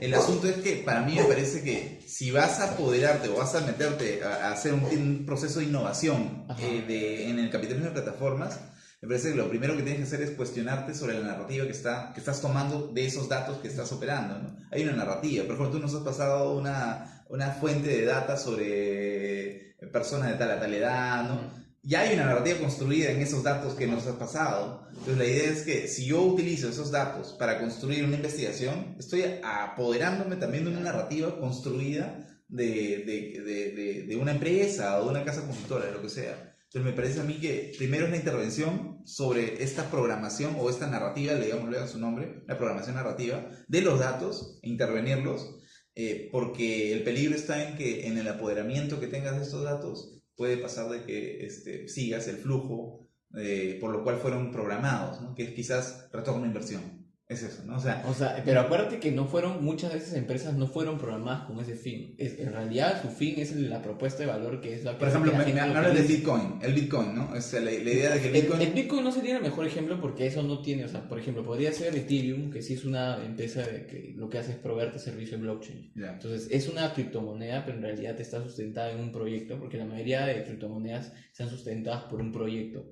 Entonces, eso es una manera alternativa, pero para mí en realidad, como te digo, es como, o sea, ¿cómo llegas a un punto en el que algo se convierte en parte del discurso de capital, ¿me entiendes? Es lo del trabajo. El trabajo también tenía una lógica narrativa de creación de valor, y como dice Enrique en la primera parte, el trabajo ya tiene una borradura en el capital hoy en día, o sea, ya no hay un límite que distinga a los otros. Porque de alguna manera el capital ha creado una narrativa sobre el trabajo. O sea, el feminismo, por ejemplo, ¿no? Tiene una potencialidad, y estoy hablando de discursos acá. El feminismo tiene una potencialidad narrativa que estaba dirigida no a ser mercantilizable, pero que el mercado fácilmente lo ha axiomatizado y le ha construido una narrativa, donde hay un objeto que está girando en torno a la historia. Pero también tiene razón César, o sea, de allá sí, cierto, pero si no llegas a construir una narrativa si no destruyes lo que él dice, es que tiene, o sea, estoy pensando ahorita... Ponte, porque si creamos algo que no necesariamente sea mercantilizable, pero tiene un modelo de negocio sostenible. El modelo de negocio, ¿cómo te metes? Es que sí es necesario... Porque, ponte, es que esas premisas, lo que pasa es que, mira, yo en realidad no me considero marxista, pero sí creo que es importante la crítica marxista porque nos hace deslucidar muchas cosas que son importantes. Pero, por ejemplo, para mí la explotación y la jerarquía es un proceso natural y propio, incluso antes de que exista el capitalismo como lo conocemos per se. Sin embargo, lo que han hecho estos modelos de negocios es no sustentar de alguna manera el ingreso a este tipo de economías mediante la explotación. Entonces, para mí, una verdadera plataforma que encuentre un modelo de negocio que no se aproveche necesariamente de la data, porque ahí es donde pueden hacer cosas que la misma lectura dice, ¿no? Entre el Estado y el privado. Entonces son modelos de negocio que para mí, o sea, para mí son otro tipo de modelos, pero ¿en qué punto eso ya entra como para ustedes dentro de que es parte del capital? Porque ahí sí creo que es importante tener claro justamente esas diferencias. Es que o sea, el capital... Para ti producir dinero... Producir dinero no es nada malo, o sea, de hecho, no hay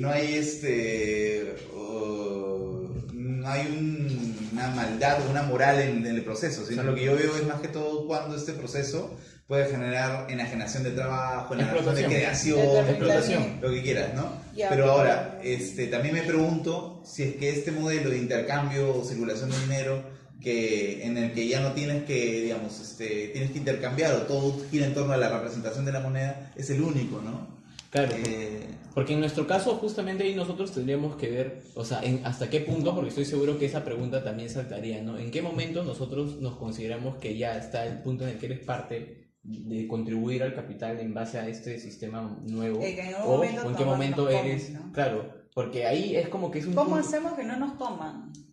O sea, más allá de la narrativa... Pero blockchain, por ejemplo, eso es un ejemplo, ¿no? Nació como una vaina para que no hayan estas third parties que capitalizan datos y centralizan la información, por ejemplo, como los bancos, los gobiernos, pero ahora ya los bancos están utilizando tecnología blockchain. Entonces, ¿el blockchain vendría a ser parte de esto o no? Ahí es donde justamente creo que podría salir también bastantes dudas, pero también nos da espacio para trazar puntos claros, ¿no?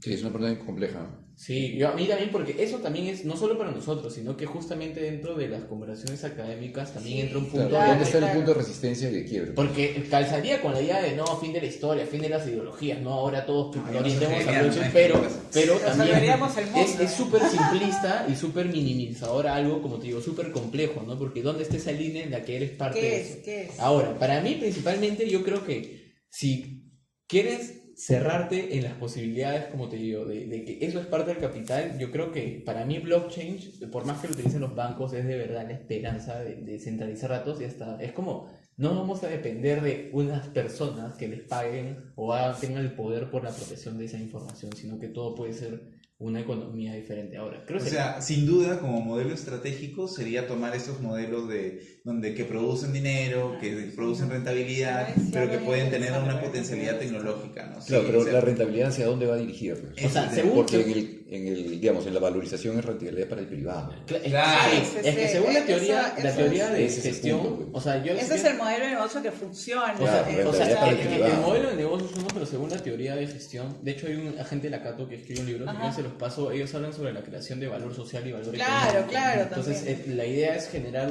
de alguna manera sinergia entre la creación de valor social y valor económico. Y valor social no es voluntariado, asistencialismo, nada de eso, sino que es tener justamente, o sea, proyectos que sostengan de alguna manera esa creación de valor, ¿no? De hecho, tengo unas lecturas porque llevé un curso con un profe donde hay gente que investiga un toque eso, ¿no?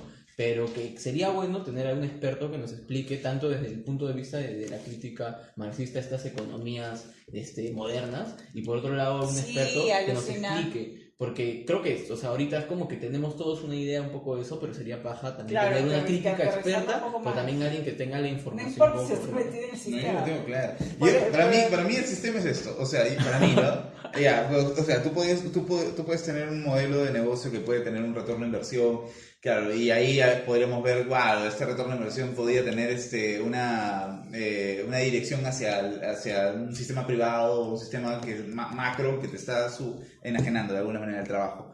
Pero también, o sea, la idea que podría ser es, claro, agarrar, como tú dices, ciertas plataformas o ciertas aplicaciones en donde este retorno de inversión no fuera para la empresa privada, sino más bien para la propia autogestión de las personas. Es que eso ya no es una empresa, eso es una ONG. ¿Cómo lo haces? No, claro, pero por O sea, ejemplo... lo que yo te digo es que sea sostenible sin la necesidad de utilizar el mecanismo de reducir. Es que la lógica de las empresas es reduzco a barato Claro, costos y eso me va a generar más rentabilidad, que es propio de un modelo de negocio antiguo que no conoce que hay stakeholders, bla, bla, bla, bla.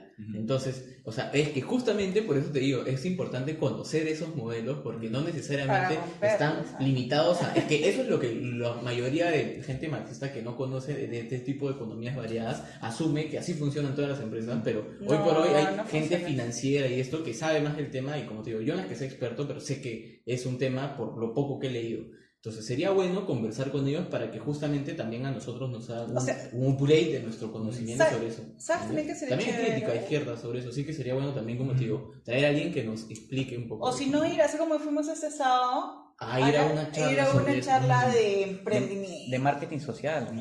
Por ejemplo, ¿no? O sea, ver los modelos, o sea, lo ideal sería como Sí, te pero digo, el marketing son clave, social profundizar un toque. Puede eso. ser, puede ser. Lo que pasa es que, por ejemplo, yo una vez presenté también o yo tenía una idea de hacer una plataforma tipo Netflix, pero que además se hiciera en esa plataforma más audiovisual, ¿no? O sea, como que tú tienes un talento, tú otro talento juntos y ya un cortometraje.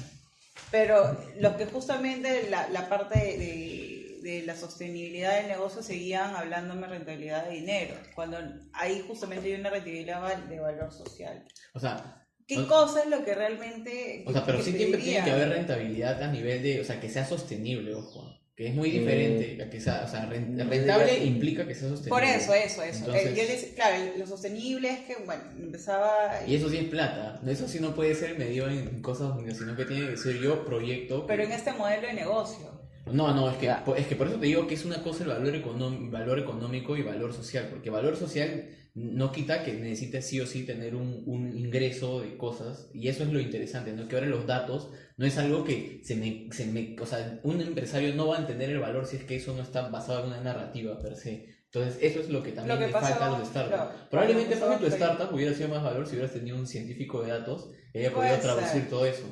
Por ejemplo, y eso hubiera sido una narrativa diferente. No es que tu idea estaba mal, sino que simplemente la narrativa la sí. forma. Sí, pues pero lo que pasa es que cuando me quisieron comprar la idea, me la quisieron comprar y yo dije, no, hablamos.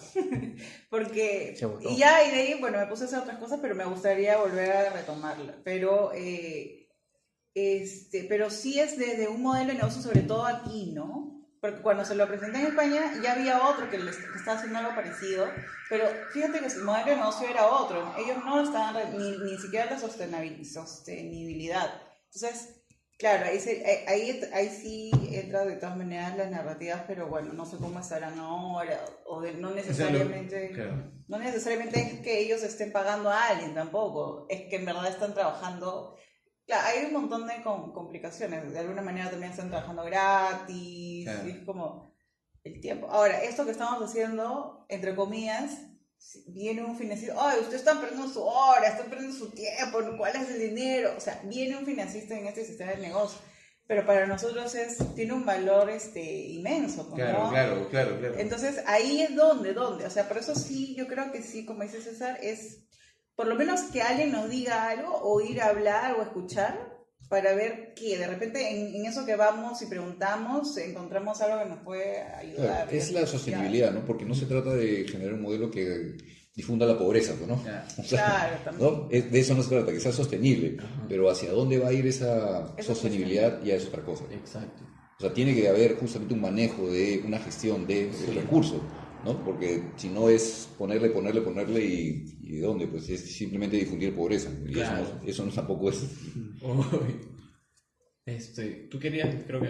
Se me olvidó decir algo. O sea, tú, la idea se me venía a la mente esto de la teoría del estado mínimo, ¿no? O sea, para poder hacer sostenible una ideología que es totalmente crítica o revolucionaria, que la única posición posible para el crítico de creer todavía que es parte de la sociedad sin ser tan alérgico a ella es el estado mínimo, ¿no? Mínimo es igual eficiente. El mínimo es como que las mínimas Acá condiciones sí. que nos hagan pensar de que el Estado, de alguna manera, la mínima percepción del Estado, la mínima aparición del Estado, Yo preferiría me hace sentir eficiente. más cómodo y me redime más de mi ideología crítica. Yo, Eso- no, eso yo- me yo- parece- no, eso me parece pero es que por eso te digo, mínimo no es igual de eficiente, ojo.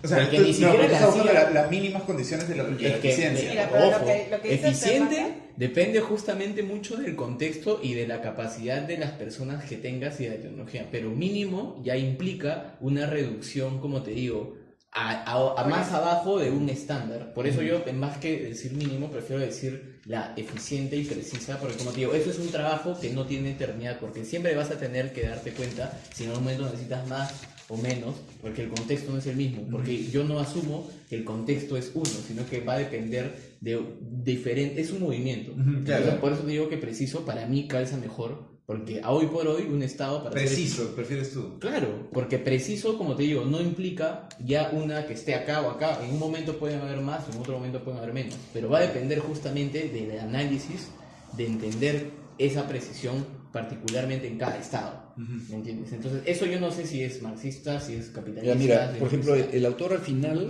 o sea, no lo desarrolla más, ¿no? Pero dice, ¿no? La tecnología Sí, es necesaria sí. para apoyar estas plataformas y ofrecerlas como servicio público. Sí, por ejemplo. O sea, es la difusión en ese sentido como servicio público. O sea, yo calzaría siento en eso, pero por ejemplo, ustedes que son un poco más críticos del Estado, eso es lo que más, pero por ejemplo, ¿cómo ahí integramos un poco esa perspectiva? Porque para mí la solución final es por eso, ¿no? ¿Ya? Que el gobierno, que también tiene sus críticas y están estos patitas al bicho. Sí, pero eso ¿no? sería ya Pero, paternalismo también. o sea, claro, pero ahí es donde creo que también es importante nosotros sentar una base común, quizá no que donde todos concuerden, pero saber responder, porque estoy 1000% seguro que van a salir esas dudas. Oye, ¿pero tú qué eres? Claro. ¿Eres Pero mira, antisistema o eres prosistema? No, es que justamente eso de antisistema, eso, es que justamente lo que dice el pata es que las plataformas, o sea, un poco también con lo que yo pasé, que era una plataforma, venían, ¿no? Con algo nuevo, una propuesta. Entonces, viendo desde el punto de vista de producción, lo que quieren es, porque es que justamente algo es rentable o no rentable, yo creo que ahí es donde pierde el valor de la propuesta de plataforma o de cualquier proyecto o producto en el sistema capital ahora. ¿Por qué? Porque con la consigna de abaratar costos o los costos de producción, generan este tipo de plataformas que mencionan aquí, ¿no? Unas plataformas que no necesariamente son realmente buenas o apropian un sentido político. Obviamente no es necesariamente una narrativa política, pero me refiero a que no necesariamente tienen un bien común. Tienen una sostenibilidad económica, rentabilidad de dinero, pero no tienen un bien común o una narrativa, un contenido realmente bueno. Que más allá de las plataformas, por ejemplo, si vamos a las industrias culturales peruanas, ¿no? Lo que pasa en DAFO es que algunos premios ya se dan con productoras que son rentables, pero no necesariamente hay películas buenas peruanas. Y justamente los que vienen con una propuesta nueva, me parece, no necesariamente ganan porque no están dentro de este sistema un poco capitalizado. Entonces, por eso me parece el libro buenazo, porque justamente critica este sistema. Pero también yo digo, lo que dice él es cierto, ¿no? O sea, yo creo que dicen la sostenibilidad, que me parece que es lo que siempre me han pedido, o han pedido cualquiera que quiera emprender cualquier proyecto. Esas estéticas, tío, tengo un Pero problema, ¿en qué momento mi abaratar costos me impide sacar cosas que vuelven mi proyecto, lo que yo quiero contar en un Frankenstein también? Y es ahí donde me vuelvo parte de un sistema donde solamente soy una persona que mueve, un operador, ¿no? Es ahí donde yo pierdo mis ideas, y eso es interesante esto que dice, Ahora, a mí sí me parece esto que, o sea, esta idea de, claro, no hablar de Estado mínimo, eso es más una postura, no sé, para conserva, creo ya. Más conserva. Claro. Pero la gestión del Estado. No sé, el Estado mínimo, que el Estado sea chiquito, o si no la idea de... Claro, pero a mí también me fastidian un poco estas palabras: sostenibilidad, rentabilidad, precisión, porque son estéticas mercantiles, o sea... Totalmente. O sea, a mí me incomodan mucho, y eso creo que es la alergia que tengo con estas palabras, porque vienen ya programadas con una intención de que seas autorrentable para ti mismo y una autogestión de ti mismo, que seas rentable, pero ni siquiera para una empresa, sino tú mismo. Para mí, ti, ¿no? yo te diría como alguien que estudia un poco la ciencia del comportamiento, es porque tú tienes un framing de eso por la misma cosa. No, en general es social. Sí, es que la precisión es un término, como te digo, tan abierto que tú eres libre de ponerla bajo esa caja y yo soy libre bajo ponerla otra. Pero eso es lo paja de que no sea mínimo, por ejemplo. ¿Me entiendes? Porque probablemente en mínimo ya tendríamos un consenso en ambos. Sí. En cambio en esto, que no hay un consenso, Pero ya genera esa capacidad. Lo que pasa es que necesitamos, creo, otra estética para hablar de esta idea. O crear nuevos conceptos dentro de esa finanza. Básico, punto número uno, porque, o sea, me parece importante que no usemos lo mismo, ¿no? No usemos los mismos objetos. La misma terminología, los mismos objetos, todo, y sobre eso seguir construyendo. Hay que hacer una intervención en la narrativa, de incluso estética de estas presentaciones, ¿no? Porque rentabilidad me incomoda bastante con el tema de que sigue o dirigiéndose hacia un retorno de inversión. O sea, hay un retorno de la inversión, pero fascista. O sea, la rentabilidad es fascista. O sea, ¿por qué? O sea, es que una cosa, como te digo, es la empresa, man, ¿yes? O sea, y una cosa, tú estás en contra de la empresa. No, pero por ejemplo, no estoy hablando de empresas institucionalizadas, sino incluso de las mismas personas, ¿no? Ser rentable, porque yo tengo que hacer hago mi empresa chiquita, donde hago pues enchufes, y yo no sé, pinto cuadros, entonces yo hago mi propia empresa, trato de vender, entonces estoy autogestionándome a mí mismo, ¿no? En un fascismo del yo. Mientras tú estoy usando la idea de la estética y la rentabilidad. A mí me parece, por eso, o sea, a mí en particular, ¿no? Me incomoda un toque la estética de rentabilidad. Es que para mí es un sistema, que funciona, y la gente cobra por un sistema que funciona, y lo que la gente ve como empresa, negocio, etcétera, para mí es simplemente alguien que crea un sistema, y ese sistema tiene un precio y la gente paga el precio. O sea, todas las palabras que tú englobes en empresa... Es que tú eres trampista. No. Pero es que es lo mismo que tú haces. O sea, es que para mí... O sea, no se trata de un tema del capital. Es propio de la asociación humana, ¿me entiendes? Porque yo, como te digo, yo no creo que las personas... O sea, el hombre tiende a explotarse desde más de años de lo que crees, ¿me entiendes? O sea, el hombre explotado, y no solo el hombre, las otras especies también explotan a otras especies. Lo que nosotros hacemos...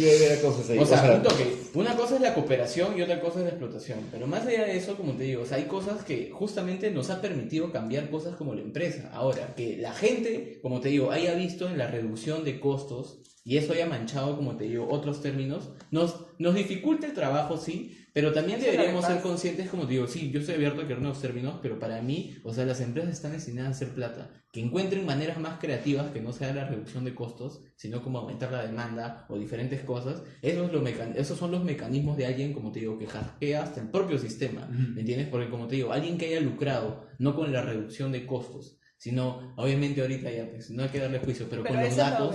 me parece súper inteligente, porque lo que hago es, obviamente, estoy capitalizando algo que antes no era algo como, no era no era un tangible, ¿me entiendes? Entonces eso te parece, en un momento se apropió el capital, pero me parece una de las cosas más revolucionarias que se han hecho, ¿me entiendes?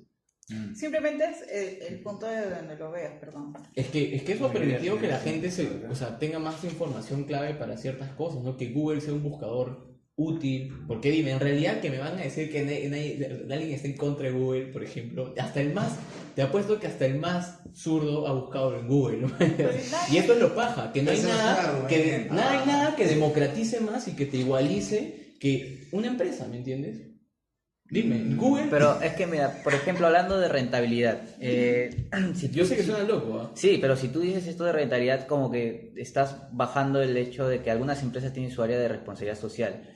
Y yo me acuerdo, por ejemplo, cuando trabajaba en una agencia BTL, teníamos un cliente grande, nuestro cliente más grande era DirecTV. Entonces, DirecTV tenía su área de responsabilidad social con quienes trabajábamos y hacían una activación 2 veces al año que se llamaba Cine Itinerante, donde iban a distritos como San Juan del Lurigancho y armaban un estadio, lo acomodaban con toda la estética de DirecTV y todo lo que tú quieras. E invitaban a gente del distrito a que gratuitamente entraran y vean una película. Toda la noche viendo un par de películas ahí y, o sea, no cobraban por eso. ¿Eso para ti es valor social? Eso para mí es lo mismo que estamos hablando. O sea, cómo puedes utilizar elementos que no son de capital para capitalizar. Es que esa es la crítica. Te cobra, Es que justamente esa es la crítica que se hace al valor social. Y eso no lo hace un marxista, lo hacen los propios gente del management. Como te digo, y no es que lo critique alguien que está en contra del sistema, sino que se da cuenta que eso es un gasto. No es una inversión social. No, pero por ejemplo, para otras empresas no, es que por eso digo que exista la generación de valor social no quiere decir que se ponga en práctica por las empresas que conocemos como grandes. Y de hecho, es que los teóricos de la PUC, de hecho hay un libro, si quieren, de Díselo Fuego, que habla un poco de eso y es una crítica justamente a lo que se ha entendido como responsabilidad social y creación de asistencialismo y habla un poco de eso, pero eso también ha limitado de que la gente critique las empresas, ¿no? Porque de alguna manera, como solo han tenido la excusa de ya voy a tener un fin social y voy a arreglarme con esta comunidad, basta. Pero justamente eso es lo que critican porque los modelos de negocios van a tender, y ahí no están hablando de plataformas, sino que están tendiendo a que su única opción sea abaratar y hacer un par de acciones para que la gente me goce de reputación, cuando en el fondo en realidad no estás contribuyendo a la sociedad en conjunto, que es esa línea a la que va Peter Drucker y esa gente que se encuentra una manera sostenible de generar valor social independientemente de las cosas que hagas a nivel de lucrativas, porque eso es propio de cualquier empresa. Entonces, por ejemplo, ¿qué hace una empresa? Pero o sea, con arengar a esta creación de valor social, ¿le estás diciendo a las empresas? Es que eso es como que algo que hace toda organización. O sea, es que ese es el punto. A eso no se trata de empresas, se trata de cualquier organización. Cualquiera tiene que crear. Social. Unas crean más valor económico y no le dan peso al valor social, y hay otras como las ONGs que le dan un montón de peso al valor social y encuentran una manera económica de generar un valor económico. Pero la creación de valor social de la empresa de la es distinta a la organización de la creación de valor social de una organización menor. Pero ¿tú crees que hay ONGs que están llorando por plata todos los meses? No, pero no hablemos de ONGs necesariamente, ¿no? Ya, pero ellos tratan en el término de organizaciones. Ellos no hablan de empresas ni eso, porque en realidad lo que hay en el mundo son organizaciones, y hasta los partidos políticos necesitan necesariamente tener un modelo de sostenibilidad más allá de que... ¿Por qué crees que hay tantos partidos de izquierda que se abren y cierran? Porque no son sostenibles por plata y porque tienen disputas internas. Si todos tuvieran más plata... O sea, pero el tema es la narrativa ahí. Para cerrar un toque esto, ¿no? O sea, el punto es en que para mí nosotros deberíamos tocar esto como organizaciones y punto. Porque en realidad, en algún momento, a nosotros, es que esto debería servirle a un partido político que tiene, o sea, mi fin acá no es hacer la revolución, mi fin es despertar a la gente, manjas.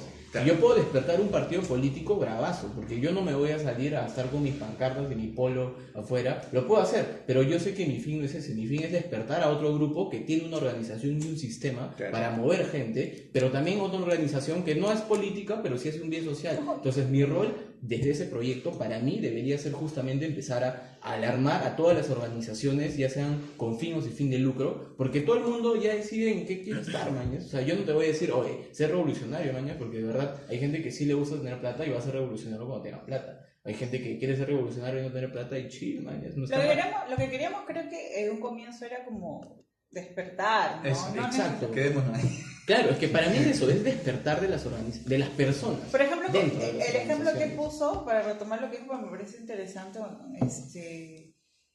que dijo, bueno, es responsabilidad social, sí, pero es publicitario, sí, pero justamente para no decir que es publicitario, lo que queríamos hacer en un comienzo era cómo cambiamos el chip, que la publicidad no solamente era vender, Claro, o era la comunicación, justamente ahí es, y yo creo que ahí era nuestro punto de partida de todo, ¿no? O sea, era hacerle ser incómodos, mañana. Sí, sí. Incomodar a cualquier. Ahora, claro, esto de que, claro, también me parece válido, ¿no? Finalmente, si es que la crítica que hacemos, o si este despertar, que es pretencioso igual, pero si esta cosa pretenciosa que queremos hacer tiene respuesta en una organización, sea lo que sea, no sé si, no sé. Es que para mí lo paja es que a la hora de que hemos hecho ese triángulo, Sí. ese cuadrado, ya permite de que cualquier organización Oye, lo tome tenemos para que su, sacar- para su ángulo, ¿me entiendes? Una gente de una organización más política va a tomar ciertas Claro. perspectivas para que sostengan su esto, pero quizá otra gente que está metida en otro rollo también lo va a tomar porque le amplía su capacidad de conocimiento sobre plataformas. Y no es que vayan a tener un fin político, pero más allá de las causas, Claro. nosotros le hemos abierto el espectro a las organizaciones en su conjunto, ¿me entiendes? Claro. O sea, eso para mí, no sé, pues ustedes fácil lo ven medio político, pero yo de alguna manera creo que es una contribución plena, porque más allá de cuál sea la causa o la intencionalidad de las personas, vamos Mira, a ampliar el yo- espectro. yo ¿me contento- entiendes? Sea una política que sea contribuyente. Claro, Ya yo está. contento con que queremos cambiar las estéticas, ¿no?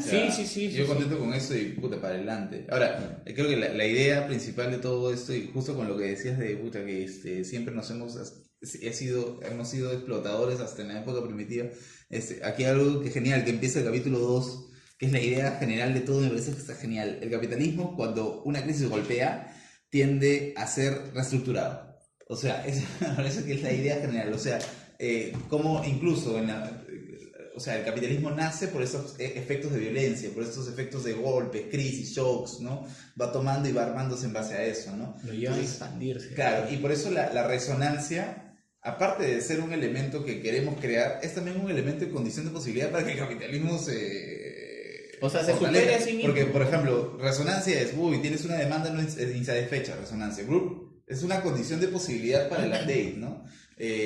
Y me parece, a mí, la postura la que podríamos tener es, para mí, no sé, es, ok, ¿qué hacemos con esta resonancia? O sea, la reactivamos, llegamos antes que el capital, hacemos otro tipo, o sea, para mí el concepto de resonancia me parece, como dice acá, crisis o shock, me parece vital. ¿Qué hacemos? ¿Cuál es la postura que tenemos contra esto? O sea, Más allá de lo que vaya a pasar después, que si eso se lo aprovecha me parece que así, el pensamiento que giremos en torno a, bueno, el capital se aprovecha de las crisis, nosotros qué hacemos con esta idea, ¿no? De resonar. Mira, por ejemplo, recuerda cuando escribimos el artículo y yo dije que me parecía que cada lapsus era una oportunidad, ¿no? Era una Ajá, oportunidad para sí, sí, cruzar sí, umbrales. sí, sí, Entonces, yo me acuerdo, por ejemplo, un lapsus en una discontinuidad dentro de Capital, en los años 70, cuando estaba en el auge del origen del rap y toda esta Sí. cosa, el apagón de Nueva York, de los años 70. Hubo un apagón y para eso ya empezaban a formarse pequeños grupos de rap, ¿no? Claro. Entre 2 o 3 en la ciudad de Nueva York, de Brooklyn, hubo un apagón y al día siguiente 70 grupos nuevos de rap, ¿no? Entonces, ¿por qué? Obviamente, la forma de cómo se consiguió esos grupos de rap, porque los equipos eran caros, pues, ¿no? Ya eso es otro tema, ¿no? Es un tema ético.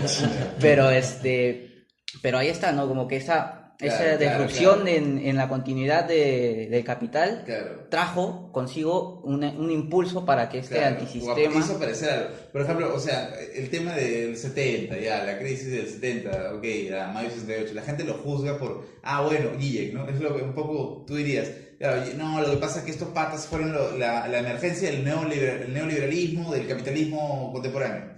Ya, pero esas son otras cosas, o sea, o por ejemplo, podemos decir la bruja del 2007, o del 2001, la globalización, salieron a las calles, no pasó nada. Las feministas salen a las calles, no pasa nada, porque esto sigue siendo igual, o sea, pero más allá de lo que vaya a pasar, a mí me parece interesante qué es lo que puede aparecer si es que algo resuena.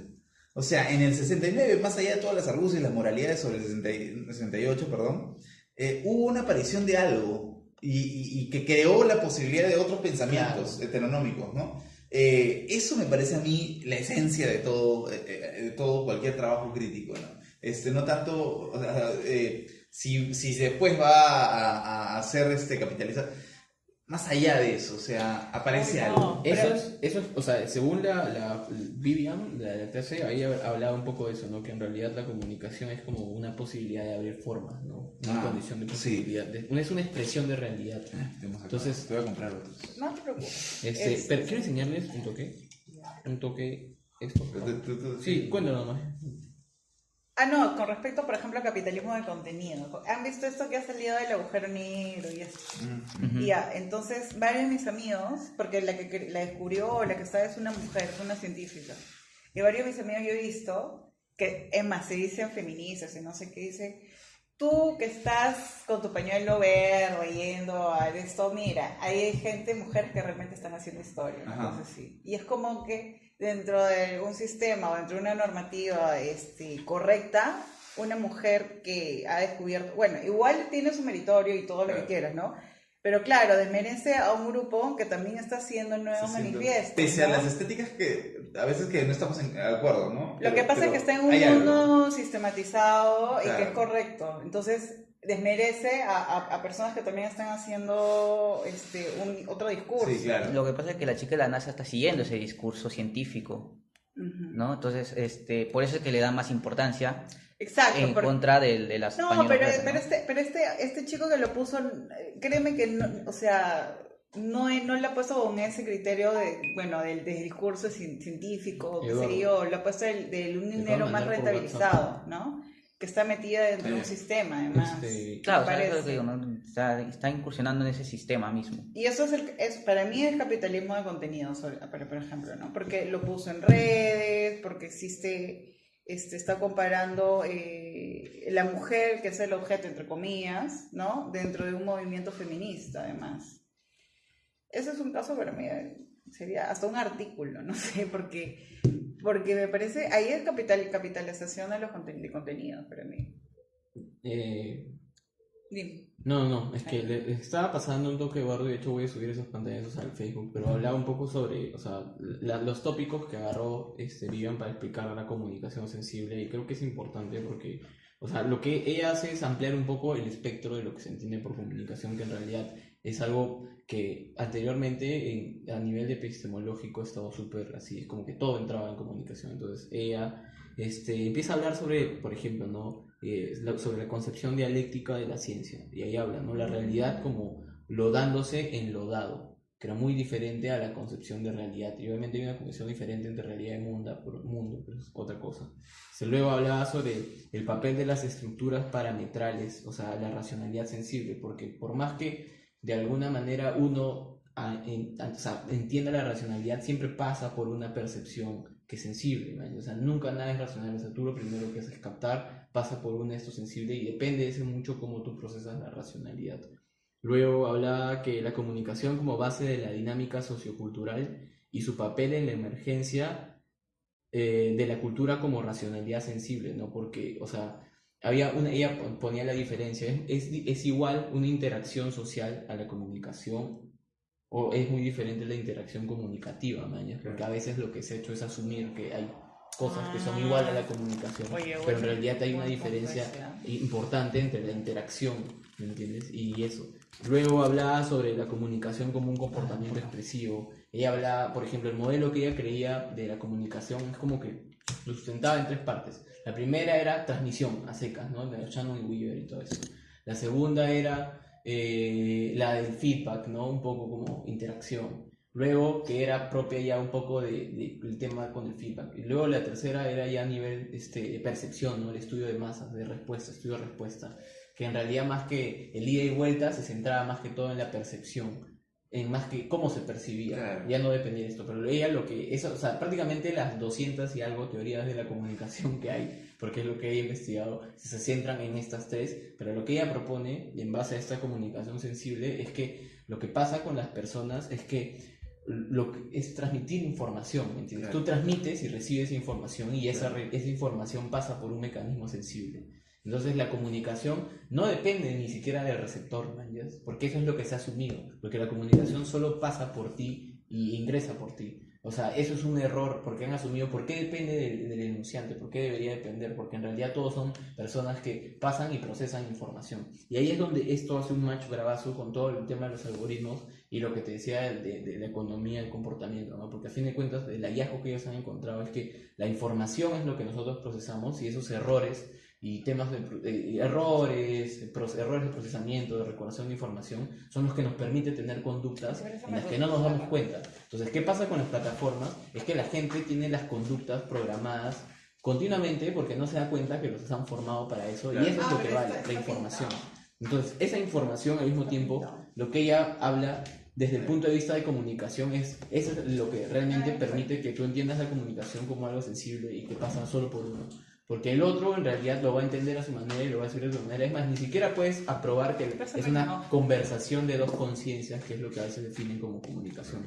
Entonces, eso me parecía chévere. Esta paja, Sí, claro, y tiene que ver bastante con el intervalo resonante. Sí, habla sobre la comunicación sensible que tiene una dimensión individual y una dimensión social, ¿no? Porque como te digo, o sea, hay una dimensión simbólica y no simbólica. Luego, el día siguiente, hablamos sobre los problemas de la conceptualización de la comunicación, la desmitificación de las tradicionales criterios de la comunicación, que es lo que te digo, ¿no? Que depende del emisor. O sea, en realidad, como te digo, depende de la información. Y en realidad yo soy un mecanismo que capta información y la traduce sensiblemente. Y una vez que tengo esa información sensible, elaboro la realidad sobre el mundo. ¿Me entiendes? O sea, Claro. y tenía un gráfico que lo copié así, que se ve medio frito, pero... O sea, hay una persona que en realidad está formada por un componente biológico, que ahí es donde metía la biosemiótica, ¿me entiendes? Ese componente biológico está comprendido por la filogenética, que son cosas de nuestra propia especie humana, ¿me entiendes? Pero también está formada por la ontogenética, que tiene que ver con nuestro plano familiar, social, ¿me entiendes? En paralelo, también estamos formados por una lista histórica que tiene que ver por la psicología y la sociocultural. Pero eso es lo que de alguna manera conforma a la persona, y esa persona de alguna manera tiene una experiencia del mundo, ¿me entiendes? Esa experiencia en realidad es una información, ¿me entiendes? O sea, experimenta el mundo mediante información que pasa por ese mecanismo sensible que es el significado, y de ese significado, que en realidad es información traducida, crea una realidad.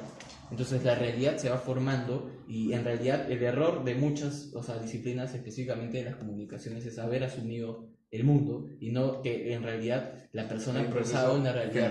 Y por eso, sí, porque la ONA me pasó unos textos de fenomenología bien chéveres, pero lo que ella cuestionaba es eso, ¿no? ¿Por qué tiene que haber un receptor?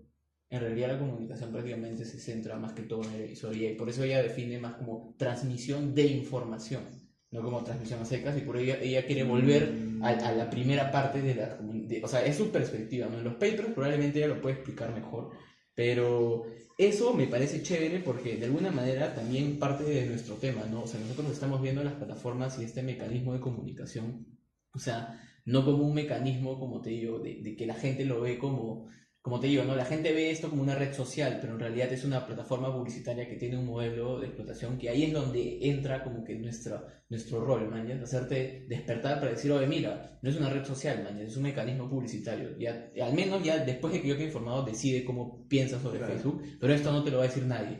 No te lo va a decir ni los medios, ni el más crítico de esto, solo nosotros. Y ese es nuestro aporte social. Ya puede ser Facebook, como te digo, puede ser sobre design thinking, sobre las apps. O sea, nosotros ya podemos tocar temas, pero desde esta perspectiva de la comunicación. Eso me parece, eso me gusta.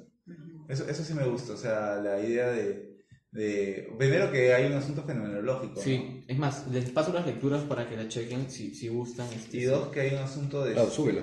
O sea, los nombres. Sí. Lo voy a resaltar. Ahora sí creo que con respecto al tema de... A mí lo que me contenta del trabajo de Cernice, que es que hace un análisis de una presentación, una cartografía del capitalismo de plataformas, pero con el fin de que el trabajador, porque ese es su punto, el trabajador pueda entender estas resonancias y pueda hacer algo con estas resonancias en su empresa, de cara a la empresa, ¿no? O sea, de qué manera puede el trabajo resonar y ya no ser una pieza más de engranaje, sino resonar dentro del proceso de producción. Eso a mí me parece que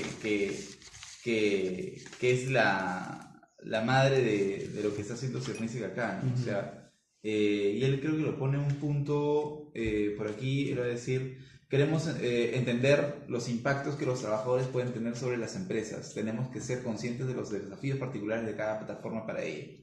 Ya, pero ahí puso el impacto que los trabajadores pueden tener sobre las empresas implica que el trabajador como tal tiene una participación en la direccionalidad de la empresa. Debería, ¿no?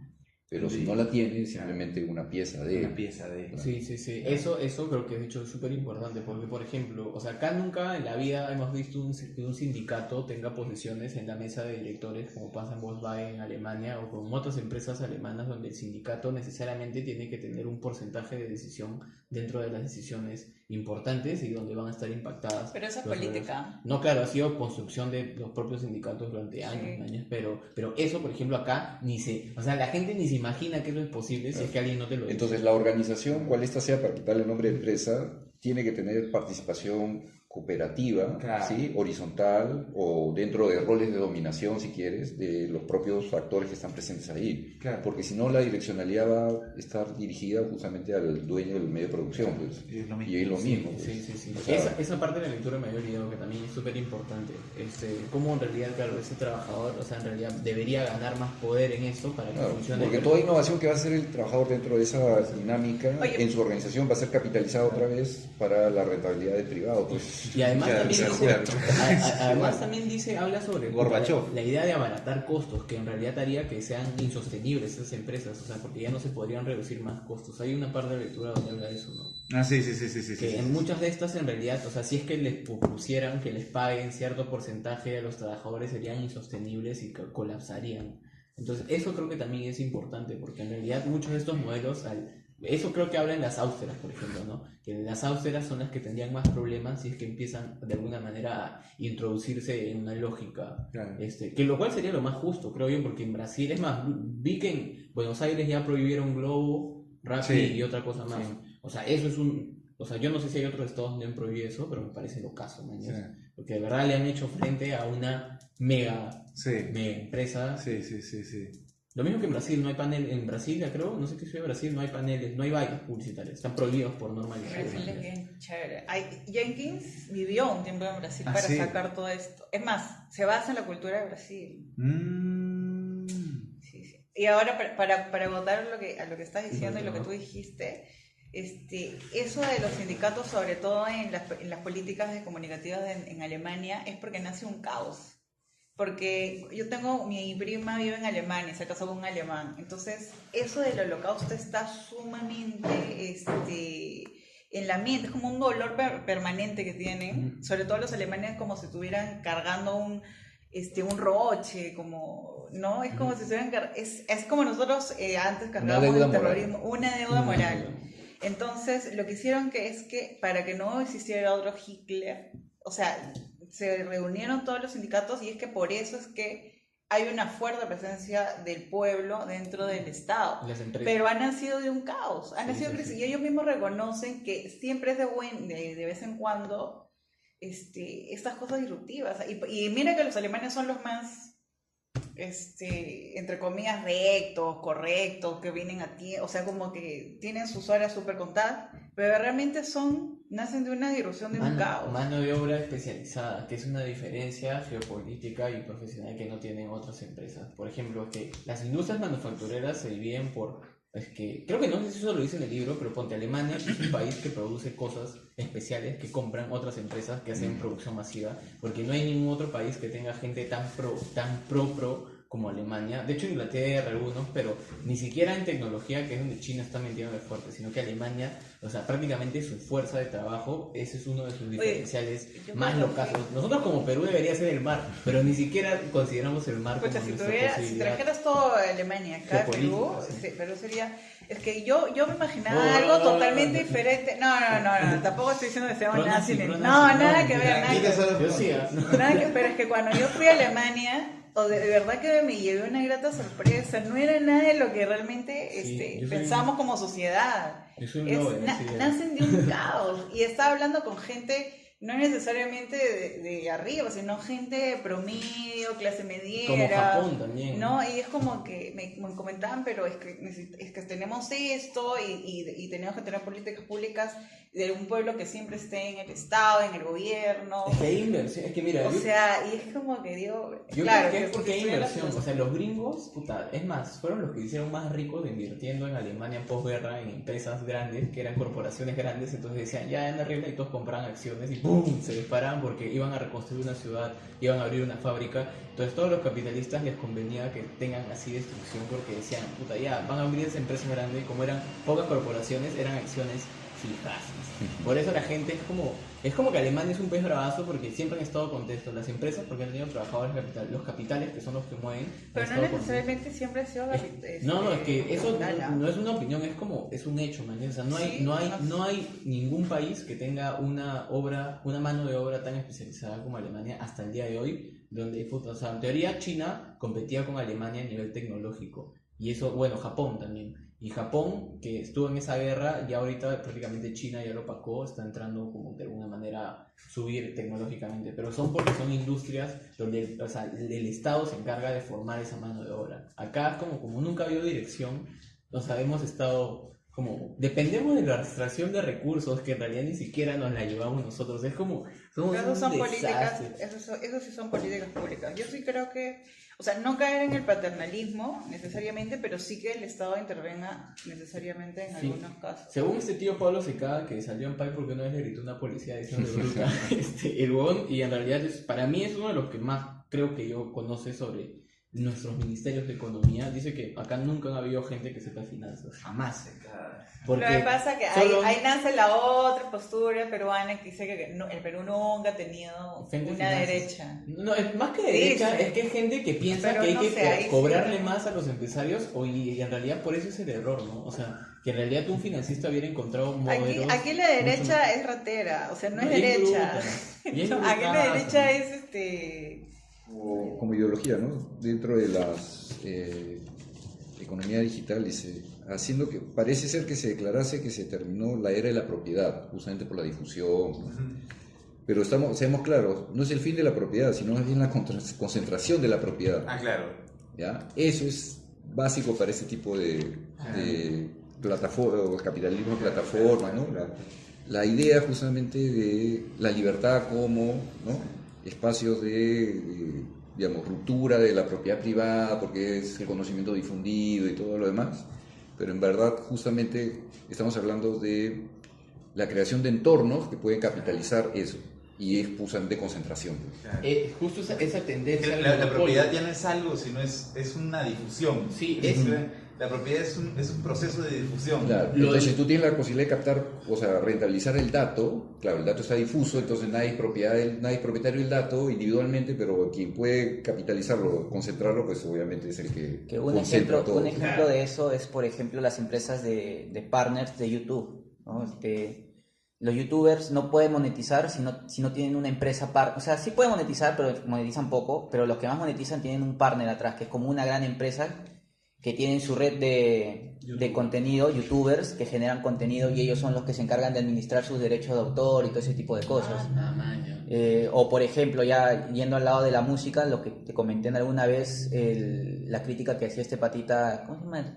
El filósofo de Castro que decía, bueno, ¿no?, que ahora viviendo esta era digital, los músicos pueden crearse a sí mismos y distribuirse por su propia cuenta, cuando en lo que falla él es en no conocer a ciencia cierta cuál es el sistema, ¿no?, que estas plataformas que ayudan a distribuir su música, en realidad ya tenían un nombre desde los años 90, solamente que cambiaron de rubro, cambiaron de nombre y se han camuflado más.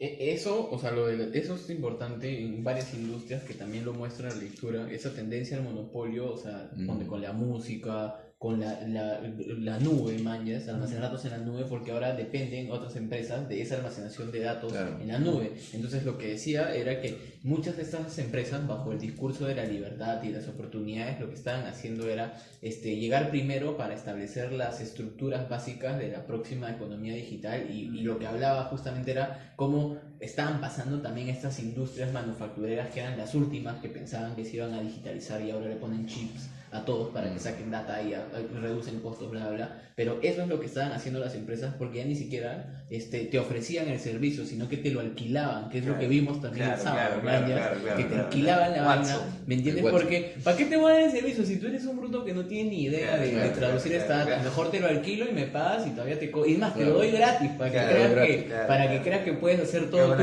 como la que vimos en esa, la de voz a texto, te engatusaban con la posibilidad, pero en realidad era la estructura sistema experto, pues. Claro. Ahora, ahí hay que hacer algo con respecto al concepto de libertad necesariamente, porque bajo el concepto de libertad se están disfrazando bastantes sistemas de enajenación, pero fascismos, ¿no? Microfascismos. Eso debería ir en manifiesto. Pues. Eso debería ir en manifiesto, o sea, algún punto, porque ¿qué pasa? O sea, en todo contexto, ¿no? La libertad como una forma de realización del sujeto, ¿no? Eres guardián y prenso de tu libertad, podría ser. Es que la frase... La neolibertad. La neolibertad, ¿no? Una cosa así. Porque la libertad o la libertad, carajo, es nada.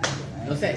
O sea, la libertad propiamente es un concepto que no necesita, que no ha sido o no necesita de una ejecución en el capital para poder tener, pero que tiene mayor ponderación porque precisamente te da un retorno, ¿no? De seguidores, un valor de capital que puede ser cambiado por seguidores, por puntos, por retorno de inversión, la libertad como concepto, ¿no? Como gran concepto. Eso es algo que como primera crítica hay que hacer, porque involucra la propiedad privada, involucra también la forma de rentabilización de las empresas actuales, ¿no?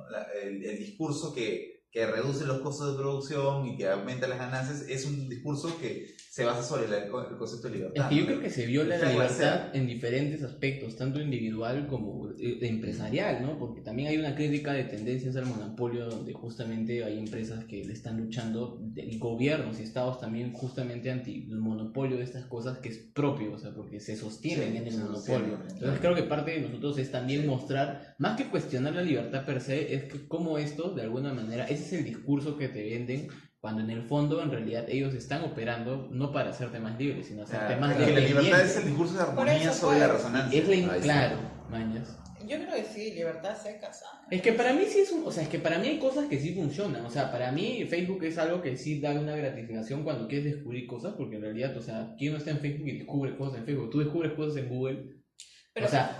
Pero al mismo tiempo yo preferiría ser el doble consciente, porque eso, todo lo que hemos discutido, no me lo va a decir ni un medio. O sea, para que lo diga un académico va a tomar probablemente bastante tiempo, y yo creo que nuestro rol es justamente evidenciar eso, ¿no? Orientar hacia la transparencia y cuestionar esas cosas, porque en el fondo, o sea, yo prefiero que me hagas el doble consciente, pero en realidad ser consciente no va a hacer que la deje de usar, ¿me entiendes? Pero prefiero que la gente, o sea, lo vea, ¿me entiendes? Porque eso es algo lo que... usa para otra cosa, ¿no? Es que para mí Facebook, es que de verdad a mí me gustaría dejar Facebook, pero lamentablemente que la gente esté ahí. Cuando hacía la universidad había gente que tuvo que quedarse Facebook porque los trabajos en grupo se coordinaban por Facebook. O sea, no tenían opción, y eso yo creo que no debería... Para estas pequeñas charlas te enteras por Facebook, ¿no? Claro, ahora depende necesariamente. Claro, entonces, dependencia generalizada, dice. Sí, y lo ideal sería nosotros dar nuestro chispazo de que, oye, sí, pues lamentablemente somos conscientemente dependientes, pero deberíamos darnos cuenta que en realidad deberíamos exigir más por eso, ¿no? Para mí es como que más transparencia, que te paguen, más derechos, menos monopolio, porque no solo afecta al hombre, ¿me entiendes? También afecta a la sociedad en su conjunto. O sea, porque ahí eso es un tema de crítica, como te digo, que afecta individual, pero también socialmente. Y eso, como te digo, lo paja es que va a permitir que quien sea que quiera investigar debería orientarse por esta perspectiva. Es como si fuéramos un ángulo de ver cualquier problema social, ¿no? Sí. ¿Vale? Sí, cerramos. Bueno, Son corruptos. Volvamos al cuadrito. Entonces hemos terminado para cerrar, hemos terminado de hablar del tema del capitalismo de plataformas y algunas ideas han quedado y ya nos vamos a ir para la siguiente semana.